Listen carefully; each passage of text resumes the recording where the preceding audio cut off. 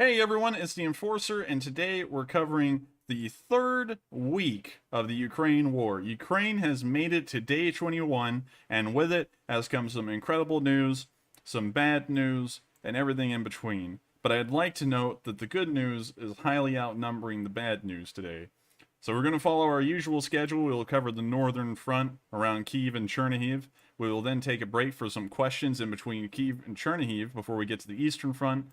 Then we'll move on to the eastern front and cover the location unknowns, the Sumi area, which we finally gotten some more news out of today, the Kharkiv area, and then we'll take another break in between the eastern front and the southern front for more questions, and then we'll finally wrap up with the southern front, international news, and then we'll wrap up the night with our usual kind of like question kamikaze in a way, I guess you could call it. So that being said, we're going to move on to the news around Kyiv.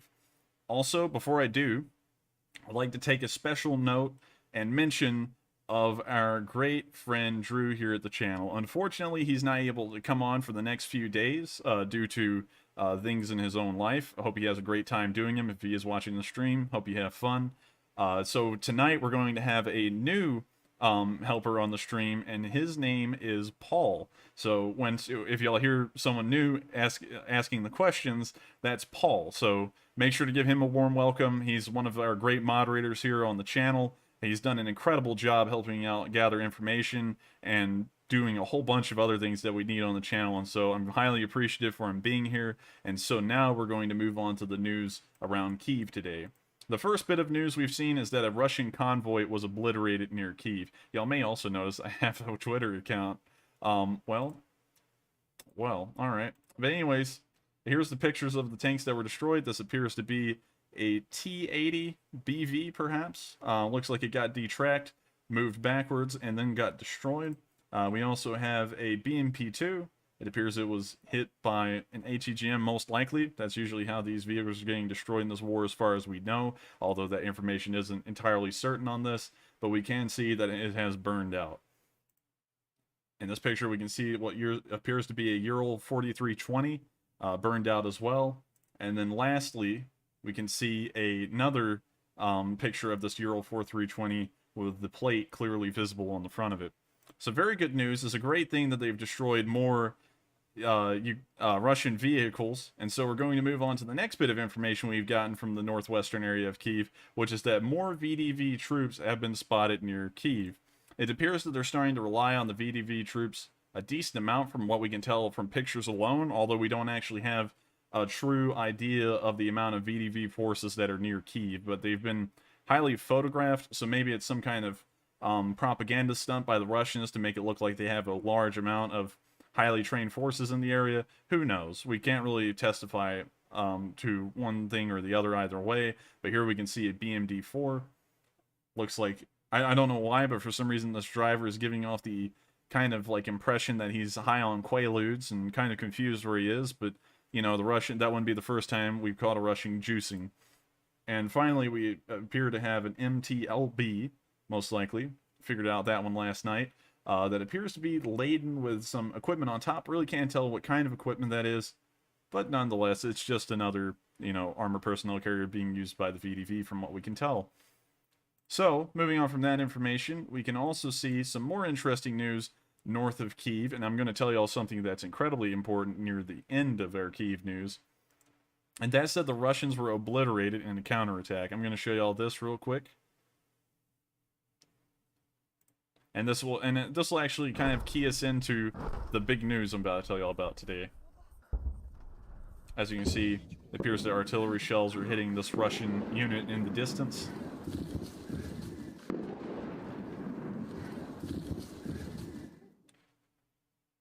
We're not sure how effective that artillery strike was, but assuming that it was directly on top of them, it must have been effective to some degree, especially if it was mostly APCs or just infantry walking down a road or in a field somewhere, because, you know, infantry don't really have great armor against artillery in most regards. So, since I put in the title of this one, Russians obliterated in counterattack, I'm going to tell you all the huge news today already. The Ukrainians have mounted counterattacks in most of the country today, and they've been met with great success as far as the information we have gotten. The Ukrainians have nearly pushed all the way back into Kherson in the south. they have pushed the Russians back from Kyiv once more, and we also know that they've made some decent progress near Kharkiv. While the front lines have been changed on this map, the reason why is because we don't know how well this has actually gone. We've just gotten reports that it's going well, but we don't have anything definitive about how far the Russians have been pushed back. So at the moment, the map is remaining unchanged due to a lack of information as to how well these counterattacks have gone, although the Ukrainians declared that they were counterattacking with great success today. We'll have to see in the coming days how good the success was. Moving on to the next bit of news, we can see that the Foreign Legion has been met with some success. Here in this picture, you can see that he is holding a flag of his country. I'm not really sure which country that is. I can't really recognize the flag. If I had to assume, it looks like a Central American country's flag, but I can't tell. I've never seen what's in the center of that. But anyways, you can see that he's standing among the wreckage of the destroyed vehicles that the Foreign Legion has destroyed, and a celebratory holding of the flag showing that they have won over that convoy. Very good stuff. It's always great to see that the Ukrainians have destroyed another convoy. And so we're going to move on to the next bit of news we have from the center of Kyiv today, which is somewhat unfortunate. Unfortunately, we heard that there was a rocket attack in Kyiv once again today. Here's some footage of that. We actually have two different angles.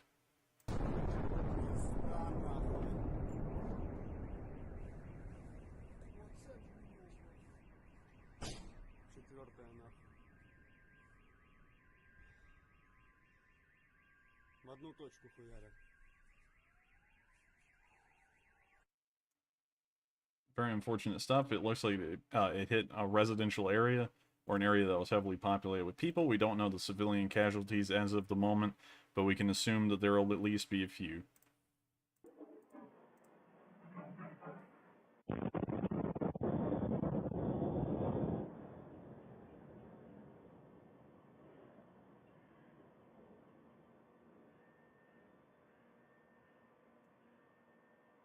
So I'm going to cut that video short. You can get the picture. Another missile attack in a residential area of Kyiv where there's no fighting even going on. We don't know if they were aiming for a strategic target or not, but from what we can tell, it just appears to be a random missile attack as usual.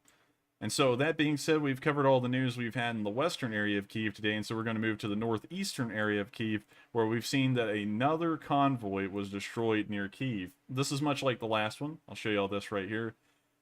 I believe that this is a BMP-1, and we can tell generally by the turret that that may be the case.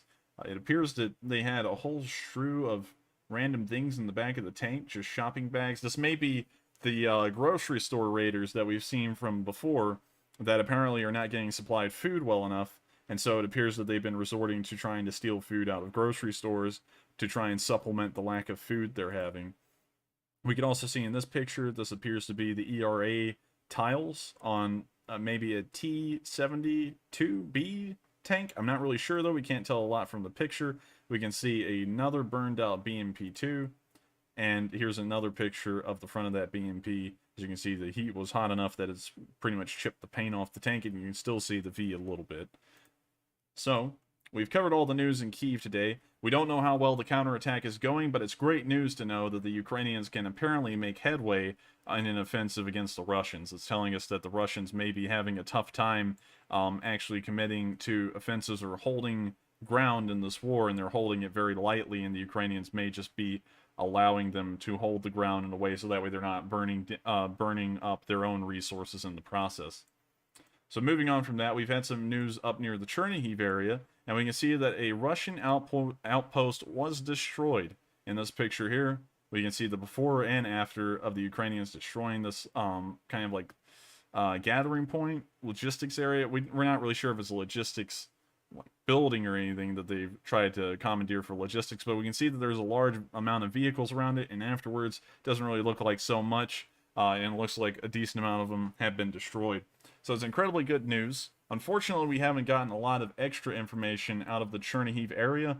I'm not really sure if that's because there's been a lack of fighting up there or just a lack of internet access for the civilians to upload things, or maybe they're just getting tired of the war and they just don't care to film and report the things going on there as much because the kind of like shock and fear of it may have worn off on them enough that they just aren't reporting it to the level they were at the beginning of the war.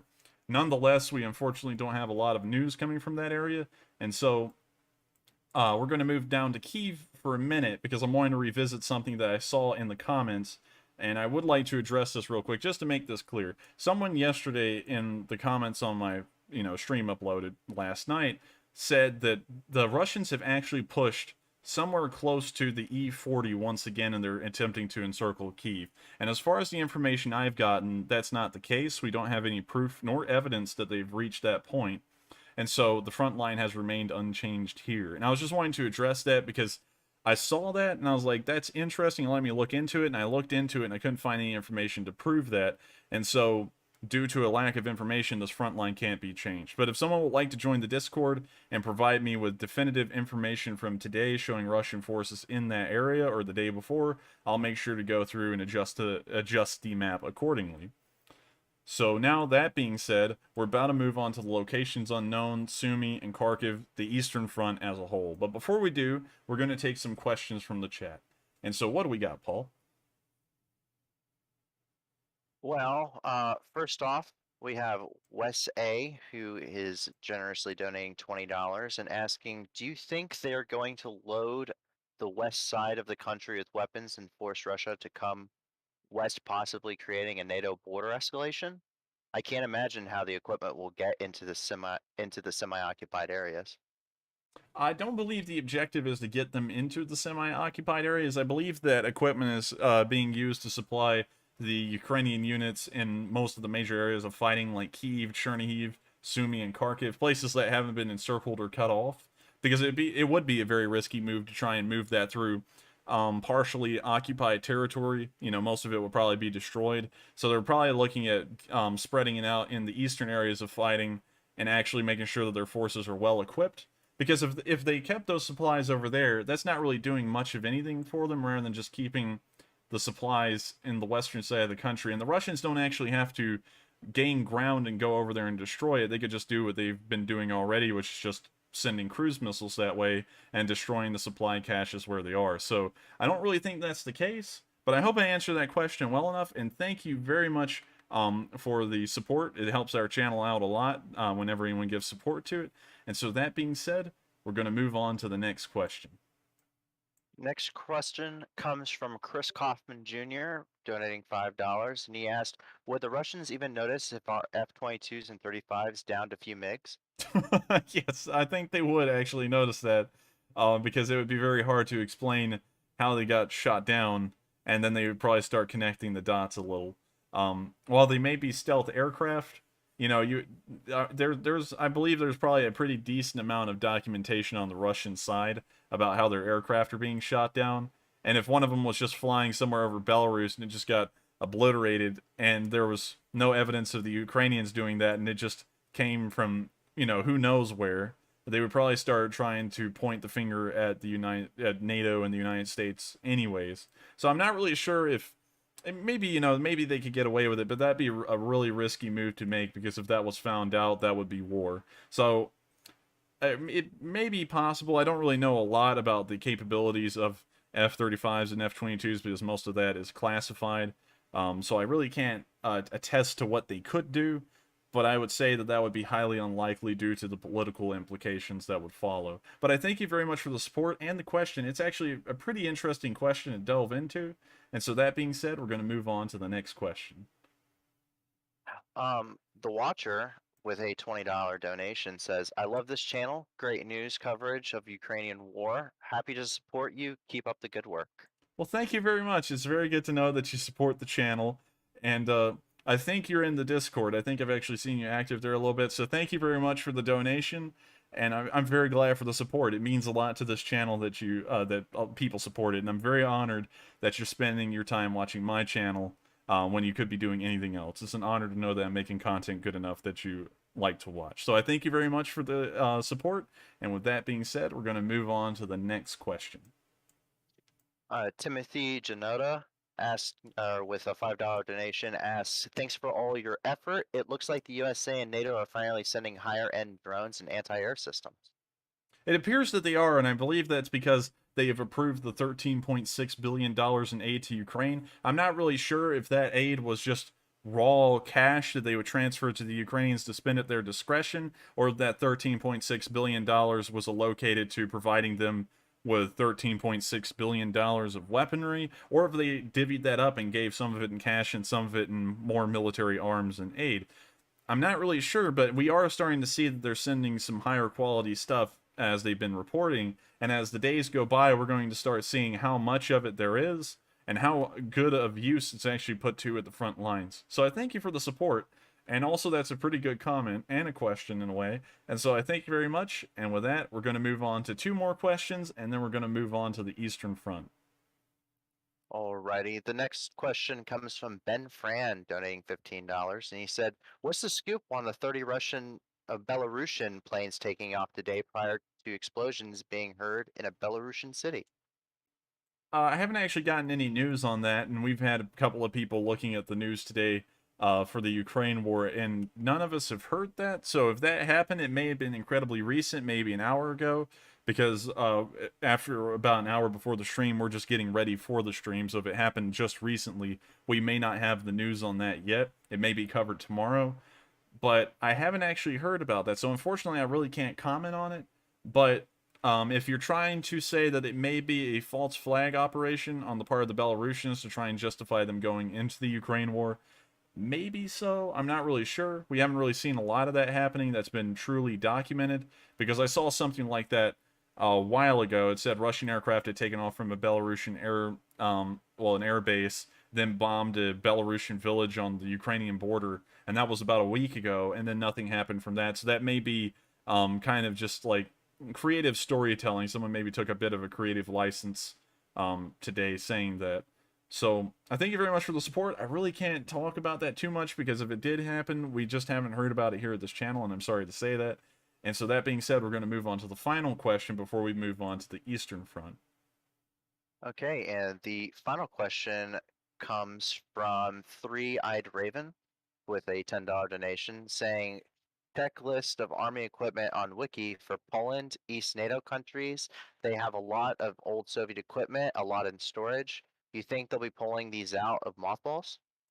I do believe so, because they've already been sending over arms and ammo, and I'm not really sure exactly what kind of arms and ammo, but we can generally assume that it'd be stuff that's compatible with what Ukrainian soldiers and prior veterans have been trained on, which is most of the post-Soviet stuff, like AK-74s and so on. So I'm sure that's probably what they're sending, because you don't want to send in equipment that's like completely foreign to them, and unless if it's like a special exception, like a javelin or something like that, because that requires training to field. Because Western gear and Eastern gear kind of operate the same in fundamentals, of course, but once you get down to the details of how they actually function, they are different enough that you can't just like give like a guy an M4 and he's been trained on an AK-74 his entire life, because he may not know where things like the safety and the charging handle are on it, because they've just never used one before. And yeah, people don't really focus on learning how to use things that they don't actually have to use on a daily basis. So if they were like sending over M4s or something like that, just brand new out of the factory to Ukraine, some people over there might be like, well, what is this? How do we use it? Because when we were in the army, we were using AK-74. So I think that probably is what they're doing. It seems like it makes the most sense. But we have seen it appears to be some kind of marksman using an M4 with a silencer. So that might not be the entire case as far as the supplies being shipped over there go. But from as far as we can tell, everything in Ukraine is either has like Soviet origin in its design or Ukrainian origin in its design for the most part, minus the few exceptions here and there. So I believe that may be what's happening with them sending over arms, is that it's mostly post-Soviet stuff that they've been keeping in storage for a while. And so I hope that answers the question. And with that being said, we have reached the end of the questions in between the northern and eastern fronts, and so now we're going to cover the location unknowns and the Eastern Front as a whole. Now, something I'm very happy about today is that we actually have an incredibly small amount of location unknowns, due to a decent amount of help from Paul, who's actually the one doing the questions tonight too. We've actually been able to track down the location of a lot of what would have been location unknowns, because he's put a lot of effort into it, and I like to give him a lot of credit for that, because he's been finding things with locations attached that I was not able to find in some of the places I was looking at. So I got to thank him very much for that. And so now we're going to move on to the location unknowns. The first thing we've gotten is that the Ukrainians have released another page of losses today. I like to note that from the last list of losses, it appears that they've lost another 1,800 troops, maybe another 8 planes or so, a decent amount of helicopters, I believe 30 from the last time they updated these numbers. The amount of tanks they've lost, it appears that they've lost about 40 more, perhaps. I'm not really sure as to the artillery pieces, but it does appear that that number has gone up a little. The armored personnel carriers, I believe that number's probably gone up about 100 or 150. MLRSs appears to be the same. Boats have remained unchanged. Vehicles, I believe that's gone up a decent bit, but I'm not sure how much. Fuel trucks, that's gone up a little. I haven't really seen a big change in numbers, maybe like 10 more. UAVs, we've seen that number go up drastically from the last one. I believe the last count was around 4. Now it's around 11, so it's doubled. And 43 anti-aircraft warfare systems. I guess they're saying vehicles. So that's incredibly good because, as y'all know, we actually found out that the AA vehicles as a whole cost about 3 or 4 times the average cost of a main battle tank. So losing an anti-aircraft system is about the equivalent of losing 4 T-90As in terms of cost, which is incredibly interesting to me because I wouldn't think that. You would think a tank would cost more, but nonetheless, it doesn't. But that's great nonetheless. It's just good to know that they keep on destroying vehicles at the rate they're doing it. So we're going to move on to the next bit of location unknown we have today, which is a Russian tank that was destroyed. I'm going to show you all this. The video is very interesting. I'm going to cut it a little short, though. If y'all want to download the map and click on this link, I think you'll find out why. But nonetheless, I'm going to show you all the video right here. As you can see, it appears to be a lone T-72B, I would believe. I may be wrong on that. But we can see that the first AT missile hits it near the engine bay. This makes the tank come to a stop. We can see in this footage here, it appears that another ATGM hit it from the other side of the tank and apparently caught something on fire near the rear. And so the tank turns to try and address this hit, but it looks like the turret stopped. We don't really know why. The tank then tries to reverse, but we can see that it's now detracked, and it just backs up and in the process detracts itself on the left side, pretty much immobilizing the tank. So here in this bit of footage, we can see it was hit a third time with an ATGM from the right side of the tank again, this time directly under the turret or on the turret, which is a pretty bad hit. We can see that it looks like the gunner is trying to climb out of the tank, and we can see smoke start billowing out. It also looks like the driver's trying to bail. And then here, we can see that the tank gets hit again, which causes the tank to pretty much explode after that. I'm going to have to cut out the video there because the rest of it is a little interesting. I highly suggest that if y'all want to see the rest of this video, there's a link to the map in the description below. Make sure to check it out because it's interesting. So we're going to move on from that one. We can see that a drone did a little bit of search and destroy on some Russian anti-air today. I'm going to show you all this video real quick. You can see the anti-air operating in the video, and then we'll see it promptly get destroyed. So I'm just going to let y'all watch this video and see it for yourself.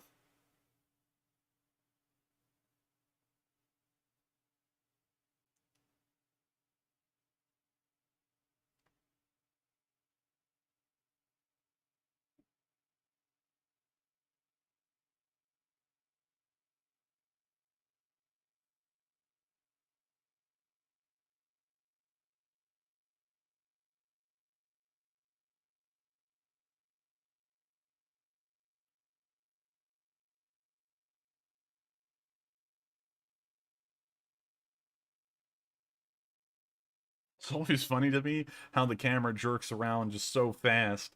It's like the camera's sensitivity is incredibly high, which I mean, like, it's fine. You know, it's a piece of military kit, so it's not going to be like some kind of movie production kind of slow pans or anything. You know, it's not made to be perfect. It's made to work. But as we can see here, it appears that the AA systems were knocked out. Great stuff. It looks like that one's having a fireworks show up there in the corner. Always cool to see that. So we're going to cut this video a little bit short because, you know, pretty much the rest of it is what it is. And we're now going to move on to the rest of the location unknown news. We've seen that a Russian tank was destroyed by a Ukrainian ATGM today. This is kind of run-of-the-mill footage at this point. Everyone loves to take this footage whenever they're doing this. but it's still great to see nonetheless because we know that the Ukrainians are wiping out the Russian tanks with great effect. Also, just for y'all to know, Paul, are you okay with me sharing a little bit of your background with the stream as to your role in the Marine Corps? Yeah, sure, you can do that. All right, so Drew was actually an intelligence guy. So his kind of job in the military was to collect intelligence and brief it, kind of like what I'm doing. So, but he actually did it for real as a job in the military. Paul's job in the Marine Corps was anti-tank. So he actually operated javelins and such in his service and was actually active in Syria.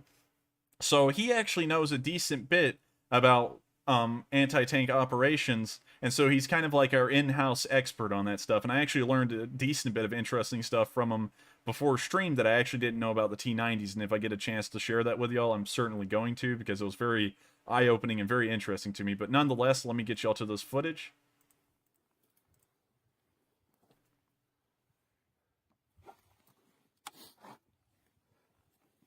I'm just going to scoot this mouse over to the side. I know a lot of y'all hate that when it's in the middle of the screen. Ну давай, ёбаный дракон.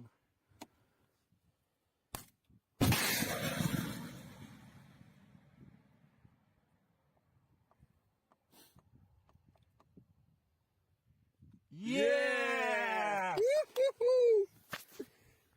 Oh man, it's so funny how they all said yeah at the same time. Like everyone else has cheered in all these other videos, but they all just said this yeah, like their team scored a goal in like the World Cup. But let's listen to that again because I just found it funny.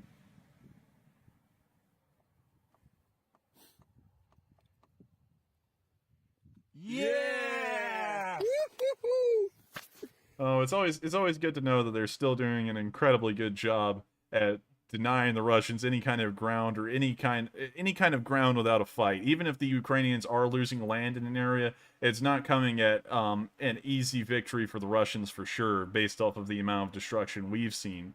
So the last two bits of location unknown news we've gotten today is that we've seen another cruise missile flying to an unknown location in Ukraine. It just gave a nice little flyover to the guy filming. So I'm going to show you all that real quick. This is kind of standard stuff at this point. A lot of people get footage of the cruise missiles, but it's still interesting to see nonetheless. I'll rewind that just so that y'all can see it better. It's right up here in the corner of the screen when the film starts.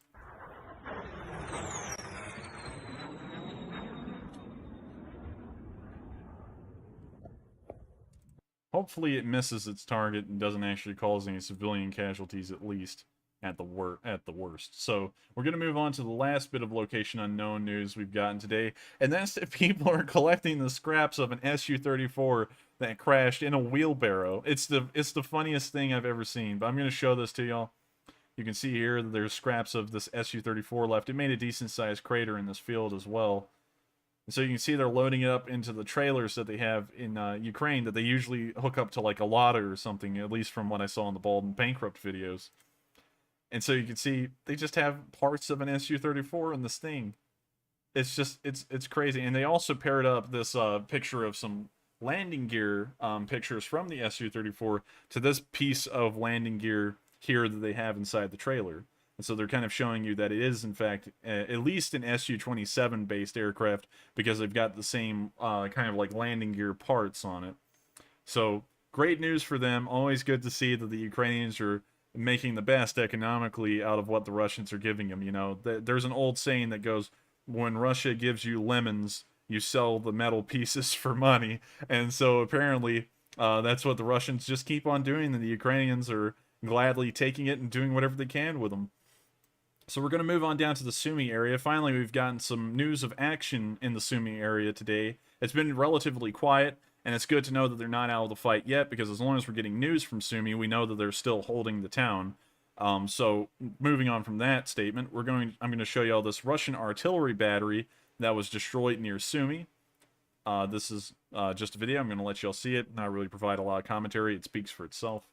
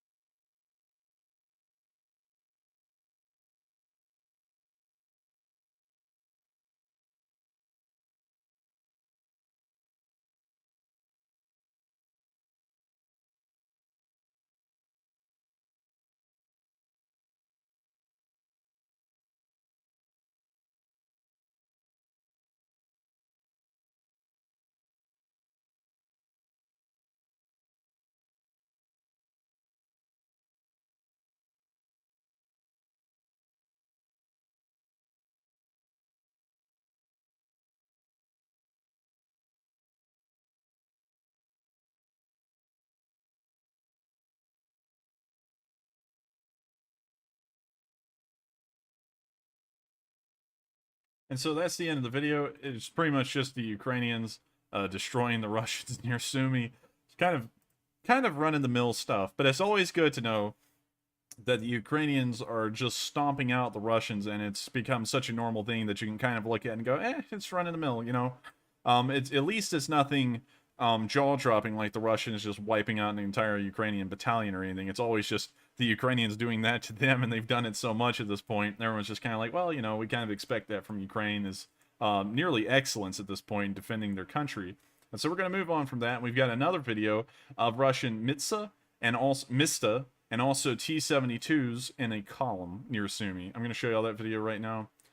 Also, to give a bit of a weather report, because this kind of leads into it before I get to it, we can still tell that the area in between Sumi and Kharkiv is still covered in snow. It appears that the area up near Kyiv is not, because all the videos we've been getting recently from there shows that it's actually somewhat maybe in still of a state of Rasputitsa, but we don't see any snow, and we also know that the southern area from Luhansk to Mykolaiv does not have any snow in it. So the only area of the country that has snow at the moment is somewhere in between Sumi and Kharkiv, and maybe a little bit more north and south. And so now that I've said that, because the weather reports have kind of been omitted recently, because I'm still trying to figure out a way how to integrate those into stream well, I'm now going to show you all this footage of this column.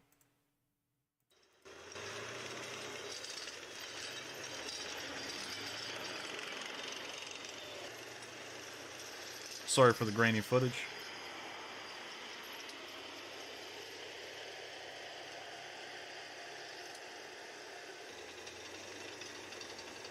As you can see, these are T-72B3s. It's kind of, the T-72B3, from what I know, is mostly the standard armor of the Russian army in terms of numbers alone, but the T-80 series also makes up the rest of it as a large part. The T-90s, I believe they have around 500 of them. Also, these Mista S SPGs here, these are shown a lot. I'm gonna kind of pause this here so that way I'm not detracting from the video too much. But these Mista S SPGs are shown off every single year at the Victory Day Parade, and so I hope that the Ukrainians put such a dent in that number that we may be able to actually see a visible reflection of their presence being diminished in the Victory Day Parade here in the coming months. So hopefully we'll see something like that. But anyways, let me get y'all back to the video.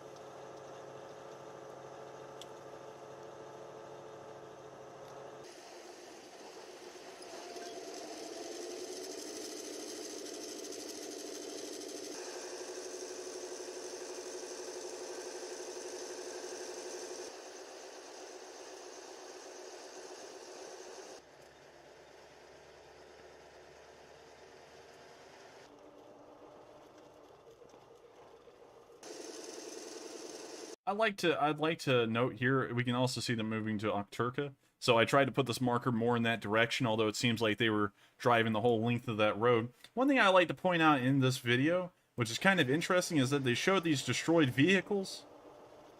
But I'd like to make an important note that the destroyed vehicles on the side of the road are not Ukrainian. They have to be Russian, because we can see here that this is a T-72B3.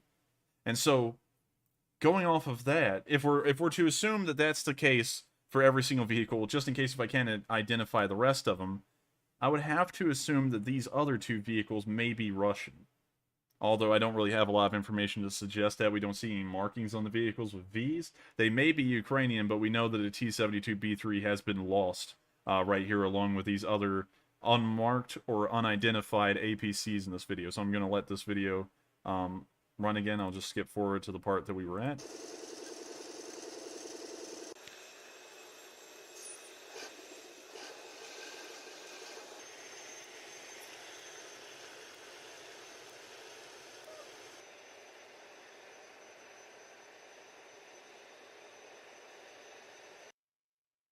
And so with that being said, really, I didn't say anything. It was just a video. But moving on from that, we're going to move on down to the Trustinets and Okturka area where we saw that convoy moving, and we can see that a Russian battery was destroyed near Trustinets. I'm going to show you all that real quick. Oh, sorry, it's got copyright music. Let me make sure to mute that. Can't have YouTube coming and smacking this channel down because then I won't be able to upload for a week. So unfortunately, this video will have to be watched with no audio, so I'm sorry about that, everyone, in advance.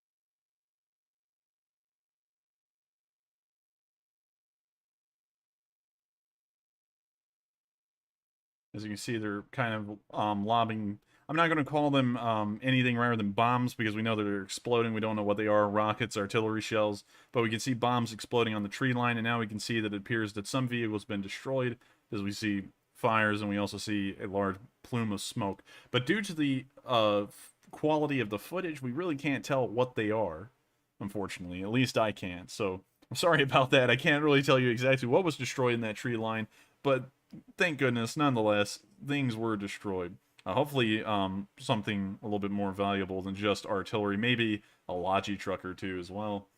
If those were destroyed, we got... Oh, now it's getting a little bit closer. Maybe we can tell. Okay, it looks like there's a truck back there on the road. So we may be seeing some kind of destroyed trucks near the artillery pieces. But I'm not... we can't really tell for sure because the pillar of smoke is now pretty much engulfing everything on the ground, so we can't really tell. And so, with that video being covered, we're actually going to move on to Kharkiv. And there's been some somewhat sad news in Kharkiv today, so I'm going to save that for last. We're going to put the best news first, this time in Kharkiv, because I believe that this news is saddening enough that it's kind of a call to action in a way for calling up your representatives and such. So we can see here that the TDF ambushed a Russian truck. I also have to mute this one for the copyrighted music as well. Make sure to put a special note on this one. So let me make sure to get that done here. Actually, yeah, it's muted already. So this is a Russian truck you're looking at on the camera here, I do believe, if I'm entirely correct. And so further down the street, we're actually going to see another truck coming at them. I'm sorry, correction. I believe this is actually the Ukrainian truck, and that's the Russian truck, and they're pulling off the street. Yes, okay, I think I got the story right now, maybe. This is a Russian truck moving through the town as fast as it can, it appears, because these trucks can only go about 35, 40 miles an hour at the top speed. So the Ukrainian AT crew is setting up on the side of the road, getting ready for this thing to drive by.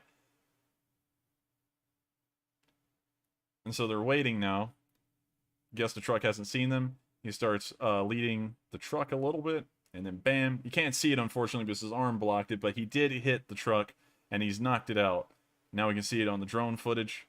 Wiped the truck out completely.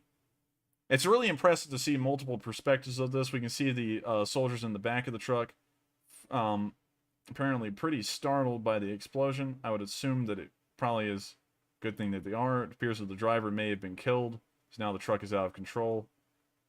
And so it looks like the soldiers were probably about to try and hop out of the vehicle, but whatever shape they're about to be in, it's not good shape considering what just happened to them.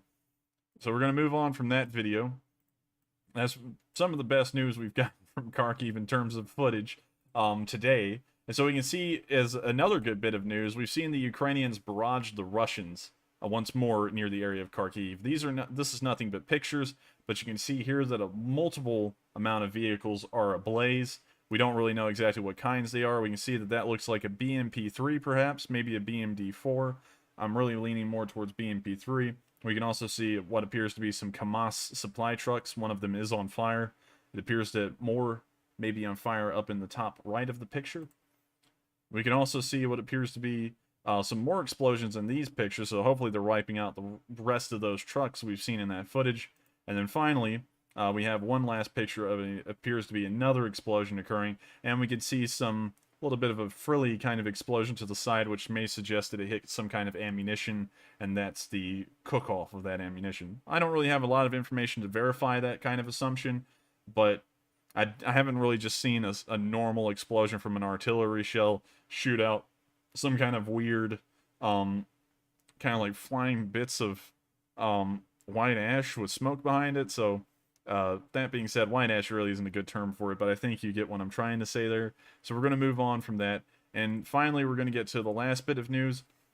I've always tried to make sure in the previous streams, because we keep on seeing the heroism of the firefighters and policemen of Ukraine as they too do their part to help the Ukrainians fight this war. And today we've had some unfortunate news from the firefighters here in Kharkiv. It appears that some of them have been killed in the service of their city, trying to make sure that things keep under control and fires stay mostly under control. And also they do a great deal of evacuating civilians. We saw that in the video yesterday. But unfortunately, some of them have been killed. The job of a firefighter is already a dangerous job, and it appears that it's become an even much more dangerous job under the current conditions. Y'all may remember when the Zaporizhzhia power plant caught fire, the firefighters were actually some of the first people to the power plant to try and put out the blaze, and the Russians started to fire at them, and even under fire, the firefighters still continued to move towards the blaze and put it out. So I have to say that I'm very impressed of the bravery and heroism that's not only exhibited by the soldiers of Ukraine, but also the firefighters and police as well. And so I'm going to show you all this very unfortunate video. Once again, a Russian bombing attack, I guess you want to call it that in general, destroyed an apartment block, and out of it, the whole entire family that was in this flat was killed, and it appears that the only thing that was survived was the cat. And so I'm going to show you all this video. It's very sad, but the firefighters did manage to save at least something from the fire. So I'm going to show you all this right now. It's somewhat sad thinking about the whole entire family being dead, but here's the video.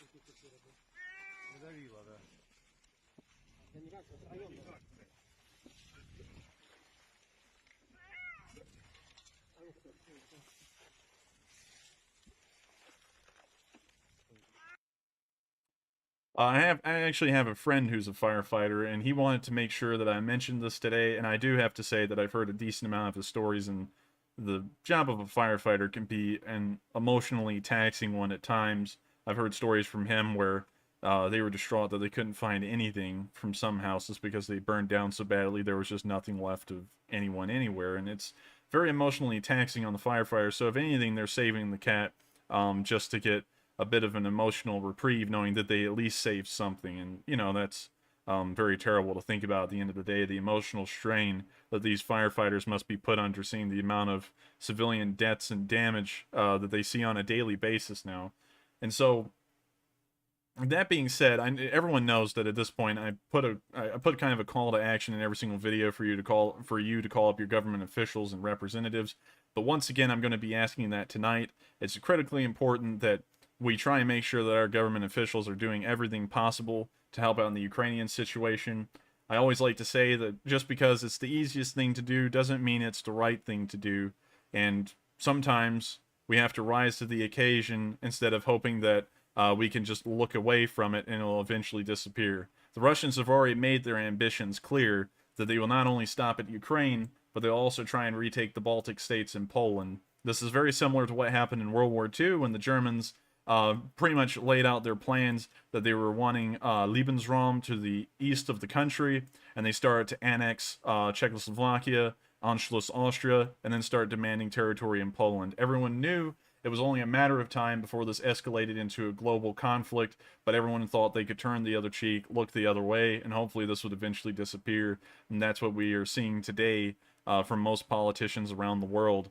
And so if you would like to call them up and tell them a little bit about what you think and how much more involved we should probably get, I'm sure that that will help out in some way and maybe change some of their minds. So make sure to call them up. I'm not saying that I want you to tell them that we should get into some sort of hellfire immediately and declare war. I'm saying that maybe we should start taking a much stronger stance through the use of arms, perhaps not actually using them, but at least displaying them, and maybe trying to give an ultimatum to the Russians. And then if we have to back that up with force, then it would just be inevitable at that point, because it appears that we'll be dragged into this war or this kind of conflict in general sooner rather than later with how things are going and Russian posturing at the moment. So that being said, we've actually covered all the news on the Eastern Front today. And before we move on to the Southern Front, I'm going to answer some questions from the chat. And so what do we got, Paul? Alrighty. First one is a comment from John Zoidberg with 20 Canadian dollars. And it says, appreciate the content and hard work you all do. I hope this small amount helps. Well, thank you very much. Any amount of support to our channel helps it out a great deal. And so I thank you very much for the support. It means a lot to me. And that being said, we're going to move on to the next question.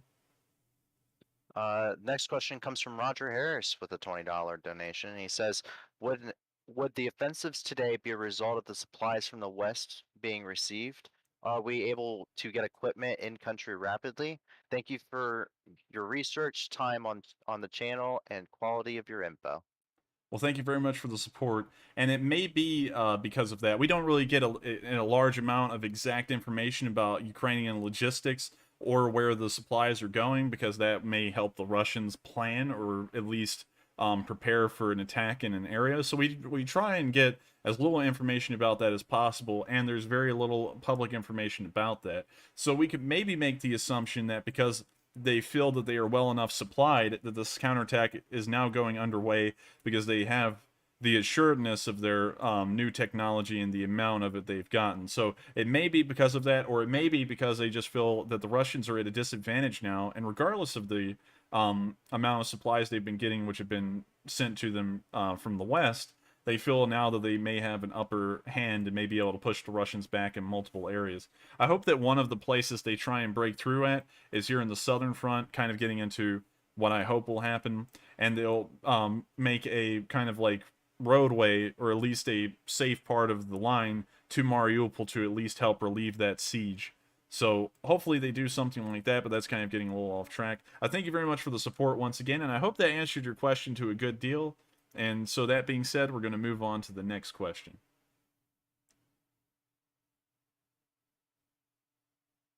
Paul? Sorry, I appear to have forgotten to unmute myself. That's fine. That's all right. Next comment rather comes from Last the Dude, donating 50 Canadian dollars. Says, yeah, I'm back. Have 50. He always does that. Thank you so much for the donations, man. It means a lot to our channel, and I'm glad that you like it enough that you're actually helping us support the channel. And it just means a lot to me. I mean, like, you know, I'm almost speechless with this every time. And even though this has been going on for weeks at this point, I'm still beyond grateful, beyond the point of words to say how appreciative I am of all the support. So I thank you very much for coming back and watching the stream, and I thank you very much for the support once again. And so that being said, we're going to move on to the next question. James Lynn, coming in with a super chat, says, if the URK have success in their counterattacks, Russia will have to commit more air. This will allow the Ukrainians to conduct a SAM trap and take on the Russian Air Force. This hopefully will loosen up the grip on Kiev. I have not actually thought about it that way, but they may start dedicating more of their air power into this counterattack, considering that it is, from what the Ukrainians were saying earlier today, making great strides in pushing back the Russians. So this may actually be towards that goal, and if it is, well, actually it may be, come to think of it, because there was a bit of news today. It didn't include it in the stream, I don't think, because it was just nothing more than a news article. But two Su-30 SMs, I believe, were shot down near Kharkiv at the same time. And so that may be the case, is that they're goading the Russian Air Force into being used heavily at this moment so it can draw them all out into a turkey shoot in a way, maybe. So that's actually a really smart way of looking at it. I didn't actually look at it from that perspective. I looked at it from the ground perspective of that they're just trying to get more breathing room for their major cities. But that's actually a really interesting way of looking at it, and I like that you brought that up. So thank you for the support. And that being said, we're going to move on to the next question. Dynamite Jones coming in with a super chat of $9.99 says, "Do you think Putin will attempt some kind of Ardennes offensive in parentheses Battle of the Bulge in the near future? Seems like the longer this goes on, the more likely Russia will face a catastrophic defeat." I think they already tried to do something like that, but we could see that it had a lack of supply and a lack of critical thought put behind it, and that was the 40-mile long convoy. Because a lot of people have been thinking different things, but my opinion on it is that based off of the numbers and the calculations we had done about a week and a half ago at this point, the Russians simply do not have enough trucks to supply their army right now. They just can't, they just don't have the ability to do that. And so this 40-mile long convoy drove in to Ukraine and then stopped and it ground to a halt. And we know now, based off of what they've done to that convoy, that it was the case that it had run out of supplies. And I think that was going to be the grand kind of Ardennes offensive, Battle of the Bulge kind of thing that they were looking for, some kind of grand offensive to shake up the Ukrainians. And it just didn't come to fruition because they didn't actually think out the logistics side of things. So it ground to a halt. It stayed there for about 4 or 5 days, and then they finally got enough supplies to the forward part of the convoy that they were able to spread it out along the lower density areas of the front line where there was less fighting. And then the remaining 17 miles, we're not really sure what happened to it, but we know that it wasn't repositioned in the northern Kyiv area. In fact, it may have actually been turned around and sent back into Belarus to be redeployed, but we don't really have any information on that part of the convoy. But that may be the case. That's kind of my opinion, and my assumption on it is that that may have been what happened. But then again, take that with a grain of salt because we don't have any information to confirm that kind of statement. So I hope that answers your question. Thank you very much for the support once again. I do see them maybe trying to do that once again, but I believe that they've maybe lost the initiative to be able to try something like that even, because it looks like they may start going onto the back foot if today goes well. So that being said, I thank you very much for the support, and we're going to move on to the next question. Next question comes from Mr. Misha 777 for a $4.99, and he says, "Thanks for the great info. My wife is from Kherson. Thankfully, she's in the U.S. now. What are the risks that javelins could be captured by the Russians?" We've actually seen a decent amount of javelins get captured by the Russians, but I'm sure due to a lack of training, they won't actually be used. Although we actually do have an expert here which is Paul, and we're going to ask Paul real quick, how easy is it to learn how to use a javelin? Is it incredibly easy? Could it be done with maybe like a few hours of training, or is it something that you actually have to get really into? So with a javelin, it can be very technical. There's a lot of things inside the javelin that are one a little bit classified, but it's not as simple as something like Call of Duty where they have javelins and you just point it at a target and it locks on by itself. And there's a lot of things you have to consider when you're engaging enemy armor. So it's not something you can just pick up and use. You have to have some training that goes along with it. And unless they have the manuals, which I'm sure got burned a long time ago, I don't think they're going to be easily able to use it. The bigger threat probably comes from them reverse engineering it and making something, whether that's armor that can detect it or avoid getting hit by it, or whether that's them making a version of their own. All right, interesting. So, based off of what Paul's saying, and Paul is an expert in the field, he was using javelins in Syria. He's saying that they're pretty difficult to use, and I believe him entirely because he knows what he's talking about. So, considering that they're capturing them, maybe like the worst thing, like he said, is that they'll reverse engineer and maybe come up with something very similar to it. If they don't already have something like it, who knows? I don't really know a lot about Russian ATGM technology, but at least we know that it won't be as easy as capturing it and then using it, much like they would be able to do with something like a machine gun or a rifle, as long as you're able to have a reliable supply of ammo for it. So I hope that answers your question. We have seen pictures of it. It's just I haven't put them on here because, once again, it was location unknown stuff, and there was like one instance of them like capturing 5, and I never saw it again. So I just never put it up because I wasn't even sure if those were Russians that were capturing them. It looked like there was really no identifiers in the pictures of their uniforms, so I didn't want to put it up as the Russians that captured some, because I really couldn't tell that way anyways. But I thank you very much for the support. I hope that answered your question. And with that being said, we're going to move on to the next one. Panama coming in with a $20 donation says it would be interesting if someone could take a closer look at the footage of Russian tanks moving past the destroyed tank and the APCs to see if there were Russian invasion markings that were painted over the cameras. That's a Or good. over the camera. Sorry.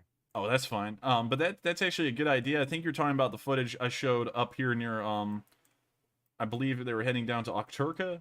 I think that we did see some kind of white paint markings on the side, which would suggest that it's Russian, but we couldn't get anything. We couldn't see anything on the other APCs. Maybe because they had been burned out, it didn't really look like it. But nonetheless, I'm not really sure about the APCs, but we do know that the tank looked Russian at least, and it was a T-72B3, which only the Russians use. The Ukrainians have captured a few and have started using them, but they don't just have those in readily available supply. That's an exclusively Russian kind of operated tank. So we know that that one was at least Russian. And the other APCs were, of course, of like Russian design and origin, but we're not really sure if they were Russian because the Ukrainians have been known to use those to some degree. So I hope that answers the question. Hopefully some people in the chat can actually look into that, because we've got a lot of incredibly intelligent people in the chat who can geolocate things, figure almost anything out. And if I can't get the answer for you, I bet you someone in the chat is working on it right now. And I love that about all my viewers. They're very intelligent. So I thank y'all very much for helping out in answering questions like that in a way that I can't answer on the spot. And I also really like to thank you for the question, because it was a really good question. And so that being said, we're going to move on to 2 more, and then we're going to cover the news in the Southern Front. So the next question comes from Matthew Huber with $20, and he says, "Do you think any other non-NATO country will make a play on the Russian territory since Russia is now bogged down in Ukraine? What's your thoughts on the geopolitics developing? Thanks a lot." So, if let me make sure to touch base with you on this, Paul. Do you take that question as asking, does anyone think that anyone's going to try and make land gains on Russia, like try and take land from them? Did you take that from that? I did a little bit, and I can see where they're coming from. Yeah, I can see where they're coming from too, but we do have to remember that nukes are always at play when dealing with Russia, and that's what's really protecting them from anything severe happening to them. Because nowadays, unlike Soviet times, they really don't have a lot of a leg to stand on. Their economy is incredibly weak. It's very small. Their population is incredibly small as well, only around 127 million people. Just for perspective, the whole entire nation of Russia on this map is massive. It takes up 15% of the land mass of the Earth.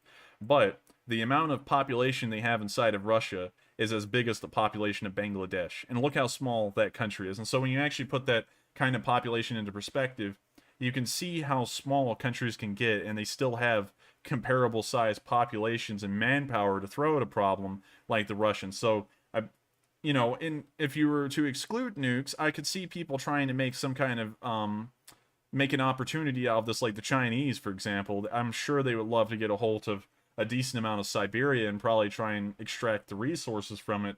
But the problem is that Russia is still a superpower as far as nukes go. That's really the only thing they have left as a remnant of being a superpower. And me and Paul actually got in a really interesting discussion. Now, this one was really good. It was really in depth, and I loved it. And we were talking about whether Russia is a regional power or a world power.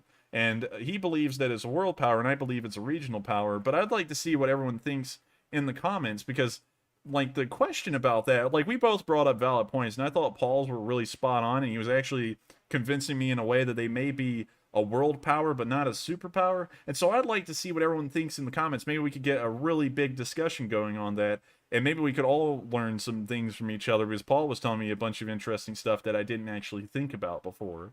So maybe we can get some stuff on that. But that being said, I don't think anyone's going to be trying to make land gains on Russia because they still have nuclear weapons to back up their sovereignty and making sure that there's no encroachments on their land. And so I hope that answers the question. And with that being said, we're going to go to the last question, and then we're going to move on to the southern front. So the last question comes from Ivana Komanova with a $20 donation saying, how many generals / commanders eliminated? Were 8 generals fired, 4 died, 2 FSB under house arrest? I believe those numbers are true. We know that 5 generals have been killed in the Russian army. I believe all of them have been major generals. I may be wrong on that. Someone could fact check me on that, but I know that at least 4 of them were major generals, and then there was one killed yesterday, and he may have been a major general as well. We know that 8 generals were dismissed in Moscow. We know that for sure. That came out as official news. We also have some news coming out from Moscow today, which was really interesting and kind of twisted. But yes, those numbers are generally true. I don't know about the 2 under house arrest. I haven't actually heard that, but I wouldn't doubt it at this point, seeing how badly things have gone in the Russian higher command, the Russian high command of the military. There may be 2 generals under house arrest, but I don't have any information on that. But I'm going to make sure to check into that after the stream, and I'm sure that a lot of people are checking on that right now. And so if you do have an answer to that, make sure to throw it in the chat, and we'll try and see it and maybe mention it here in a bit if we happen to pass by it and see it. So that being said, I hope I answered the question, and I thank you very much for the support. And so now we're going to move on to the southern front, and we've gotten some really cool videos and pictures up here in the Luhansk area. We don't know exactly where, but we know it was in the Donbass Luhansk region. So we've been able to put them around here, but this marker may not be accurate. They could be really anywhere in this area. So the first thing we've seen is that Ukrainian forces were preparing in Luhansk. I'll show you these pictures right here. We can see that he is sitting around with, I'm not really sure what type of ATGM that is. It doesn't look like a javelin.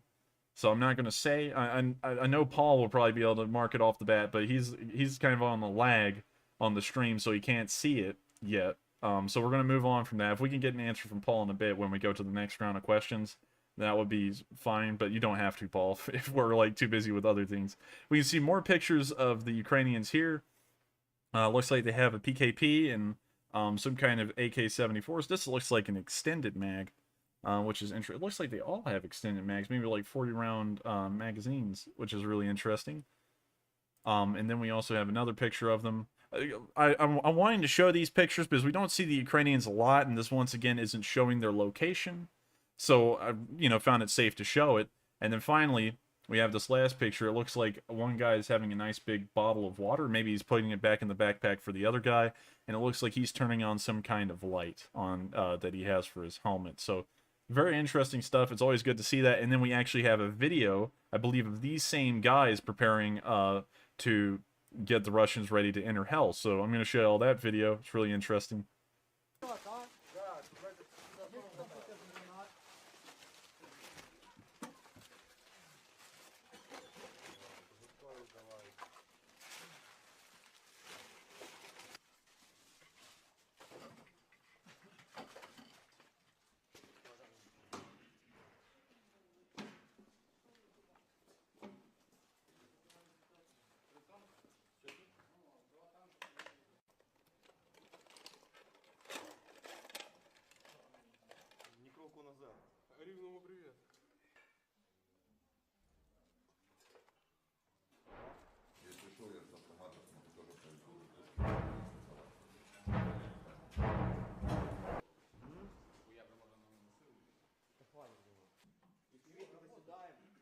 Подпускаем их, пацаны, максимально близко, нахуй, понял, чтобы мы могли в борку ебать. Very neat stuff. Yes, this does look like the exact same group. So it's very cool that we can get pictures and video of them. Of course, we didn't see exactly where they were, which is also a great thing, so that's why it was shown on stream. So now we're going to move on to the next bit of news. This is good stuff. We've seen that Russian helicopters were spotted near Prospana. I believe that's the correct pronunciation. And I believe one of them was shot down later on in the day, although I don't believe I have that here on the map because I wasn't able to verify that. It was just a news article, but that's why this is here, so that way I could say maybe one of them was shot down. But I'm going to show you all the footage. Где-то вертолеты летят.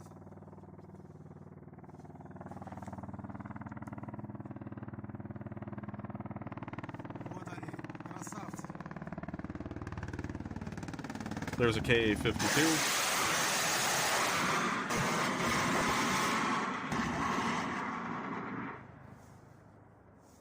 На попасную, нате вам, пидорасы.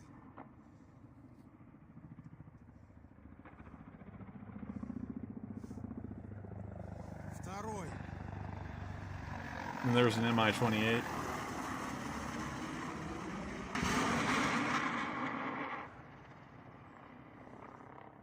Получите, козлы, блядь.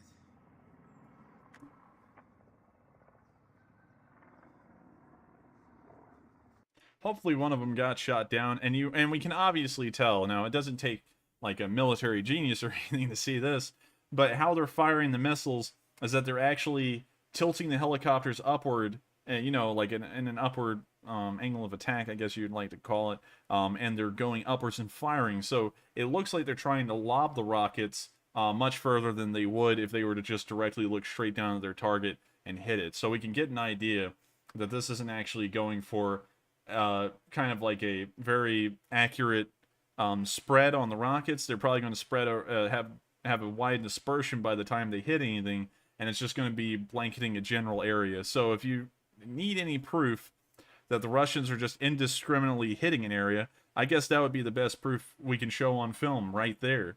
Because it's obvious, you know, once rockets fly a decent distance, you know, especially unguided rockets like the ones they fire out those pods, they're going to start spreading out. It's just going to be nature. And so they're going to be dispersed over a wide area when they hit. And there's no way that they can guarantee that there aren't any civilians in that huge area. So we're going to move on from that footage. It pretty much is what it is. Hopefully they got shot down later today, and the news link I saw about that was true, and it could be verified later on. So now we're going to move on to this video. We can see some Russian SPGs firing. Just basically them firing at an unknown location in the Donbass, but I'm going to just show you all the footage.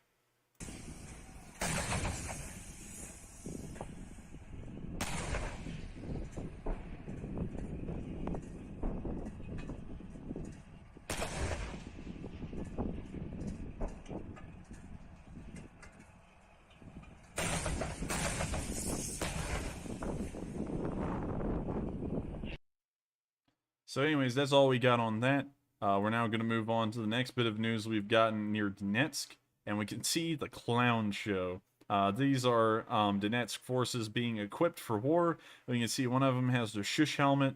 We can see that they're all kind of like a ragtag group, and I don't know what's up with Donetsk giving them these stupid old Soviet belts that you would see on some kind of old uniform from like the 60s or a parade uniform, but they just love handing these things out. They hand them out like party favors, and it just doesn't even match the rest of the uniform. It just doesn't. It makes no sense why they would add that on. It just tells you how dumb things are. I mean, like, it just, and they're all wearing different camo in some places. At least some of them have the Ratnik camouflage design, but this guy, like, he's got mismatched everything except for the boots. They all got the same boots. And so we move on to the next picture, and we can see once again this guy is like wearing like stuff that looks like it's been patched together. He's also wearing a different vest that's a different camouflage color than his jacket. And you know, and then some of them, of course, are wearing the Ratnik well, most of them are wearing the Ratnik camouflage in this picture.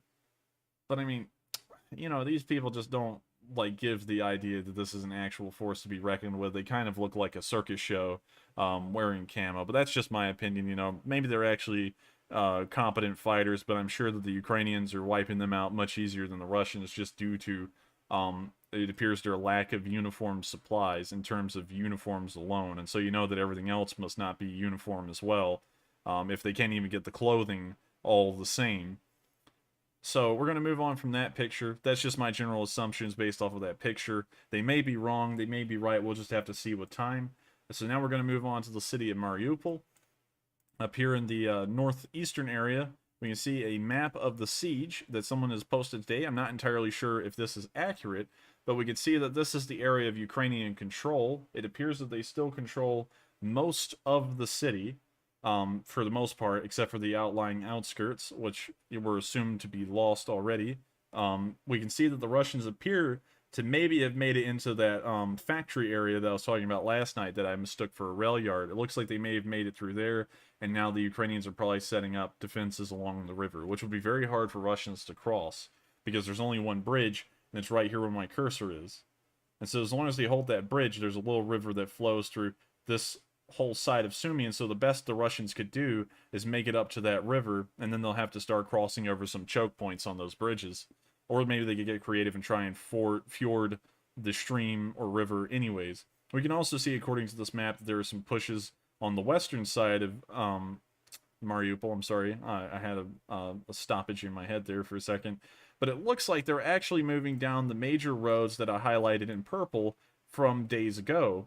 As they're about up here, and they're pushing down this way. And it also appears that on this map, they're also pushing down this Shevchenko Street. So if that's the case, I'm going to have to watch that intently and see if that is the case, and maybe we can get a good idea of what the Russians are going for. It wasn't marked as a main road on Google Maps, but when you actually do look at it, it appears to be one of the major roadways through the city. So that may have been an oversight on my part just looking at this map. We'll have to see in the coming days if that is the case. Finally, we have some more unfortunate news today of Russians directly targeting civilians without regard for them. We can see here that a theater in Mariupol was bombed. And when I show you all the information I have here in a second about this theater, it makes the devastation of it that much worse and so much more concerning. There's the destroyed theater, completely burned to the ground. And when we actually go and take a look at this theater from the air before it was destroyed, this was taken before it was destroyed, we can see on both sides that it says Deti, which means children. They marked this so that way the Russians would not mistake this as a military target, and they were saying through that written, painted inscription on the ground that that was a shelter for children. And the Russians still hit it, and apparently hit it with such an ordnance that it leveled the entire building. We don't know how many civilians were inside, if there were any, but the fact that the Russians would attack a building that clearly had markings on the ground showing that there were probably children hiding inside of it is terrible, and it's something that needs to be avenged if there were multiple children that were killed inside of that building. So, that being said, we haven't gotten much more news out of Mariupol. We're not really sure how much longer the city will hold. Hopefully something will happen for them where the city can hold for much longer. They are tying up valuable Russian resources at the moment, as far as we know.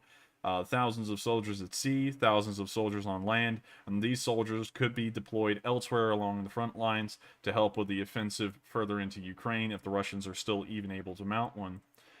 So hopefully they can hold for a while longer. Maybe there will be a humanitarian corridor that they'll make for the civilians to escape, and I hope that they do, because the suffering in Mariupol is unmatched in any other city in Ukraine, and if anyone needs a humanitarian corridor, I believe it would be this city and those people.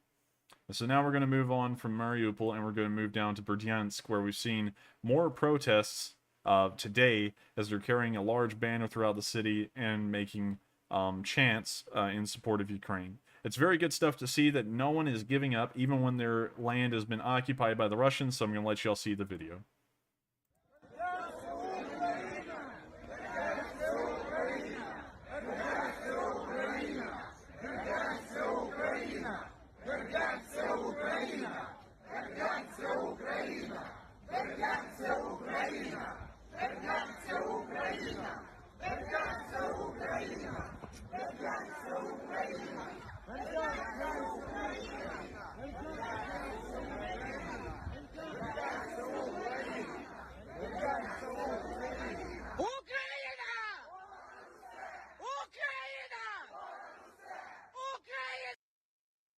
As we see, the camera lady is very enthusiastic about the Ukrainian cause. She is apparently cheering on the rest of them and making sure that their chants are in a good rhythm and in good order. So I'm very glad to see that there's like movements being spearheaded by citizenry, making sure that the Russians know that the citizenry is not at all pleased with the occupation of their country. And hopefully, we'll start seeing even more partisan action from the civilians that will start disrupting Russian logistics even further. We've been seeing evidence of that, but hopefully it becomes more commonplace and we start seeing more logistics being affected, which means in the end, the Russian front lines will be heavily affected as a result. So now we're going to move on towards the area around Kherson. We've actually had some news from a coastal city called Skudvansk. I'm sorry if I can't really pronounce the names well, but we can see that the Russians fired directly at protesters. It almost sounds like they're trying to stage a massacre in this video. And so, considering that being said, and this may be heavy footage, there wasn't anything NSFW in it, but I'm going to let the video run without giving any commentary. It speaks for itself, and hopefully y'all are as angry as I am about what you hear and see in this video. Да, Юра, не трогай меня, блядь! Так, все.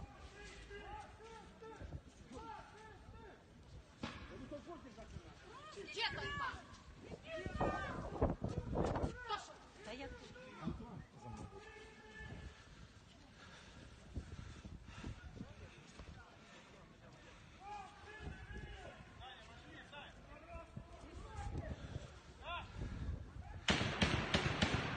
Машка, пошли.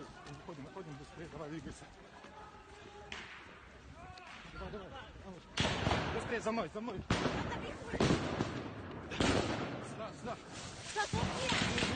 Бежит. Иди сюда. Иди ко мне. Иди сюда. Так, все, не паникуйте за нами.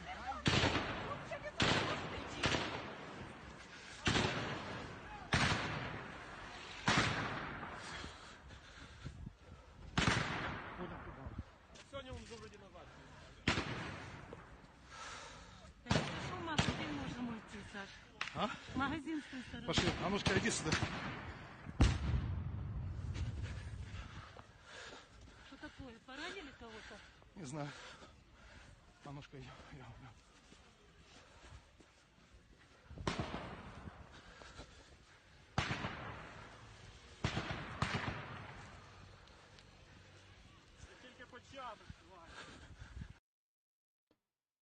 As you can see, I mean, like, there's really nothing I can say. Yeah, it speaks for itself. I hope y'all are as angry as I am about that kind of stuff. Because it's insane that the Russians are saying they're not killing civilians, and we can clearly hear and see that they were firing at these civilians. We don't know if any of them were killed, but based off of the amount of gunfire we heard, we'd have to assume that someone was at least injured. So that's really all I got to say about that. Hopefully, we all call up our representatives enough, and for everyone around the world, you all call up your government officials enough that we're able to maybe change the stance of what's happening over there. And so I'm going to move on to what happened in Kherson today, which is much greater news. It appears that they probably won't be under occupation down there for much longer based off of what we've seen here, if this was to be reflective of the entire war.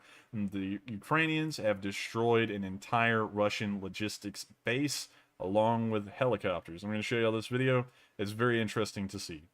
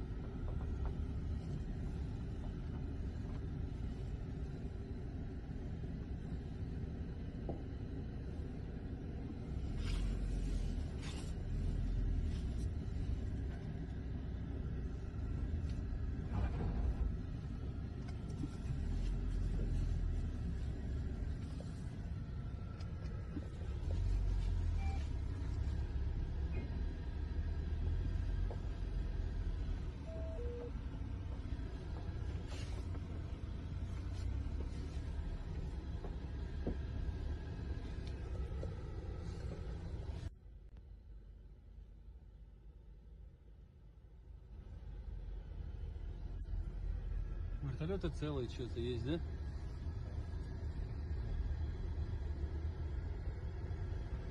Надо КамАЗы сейчас добирать оттуда.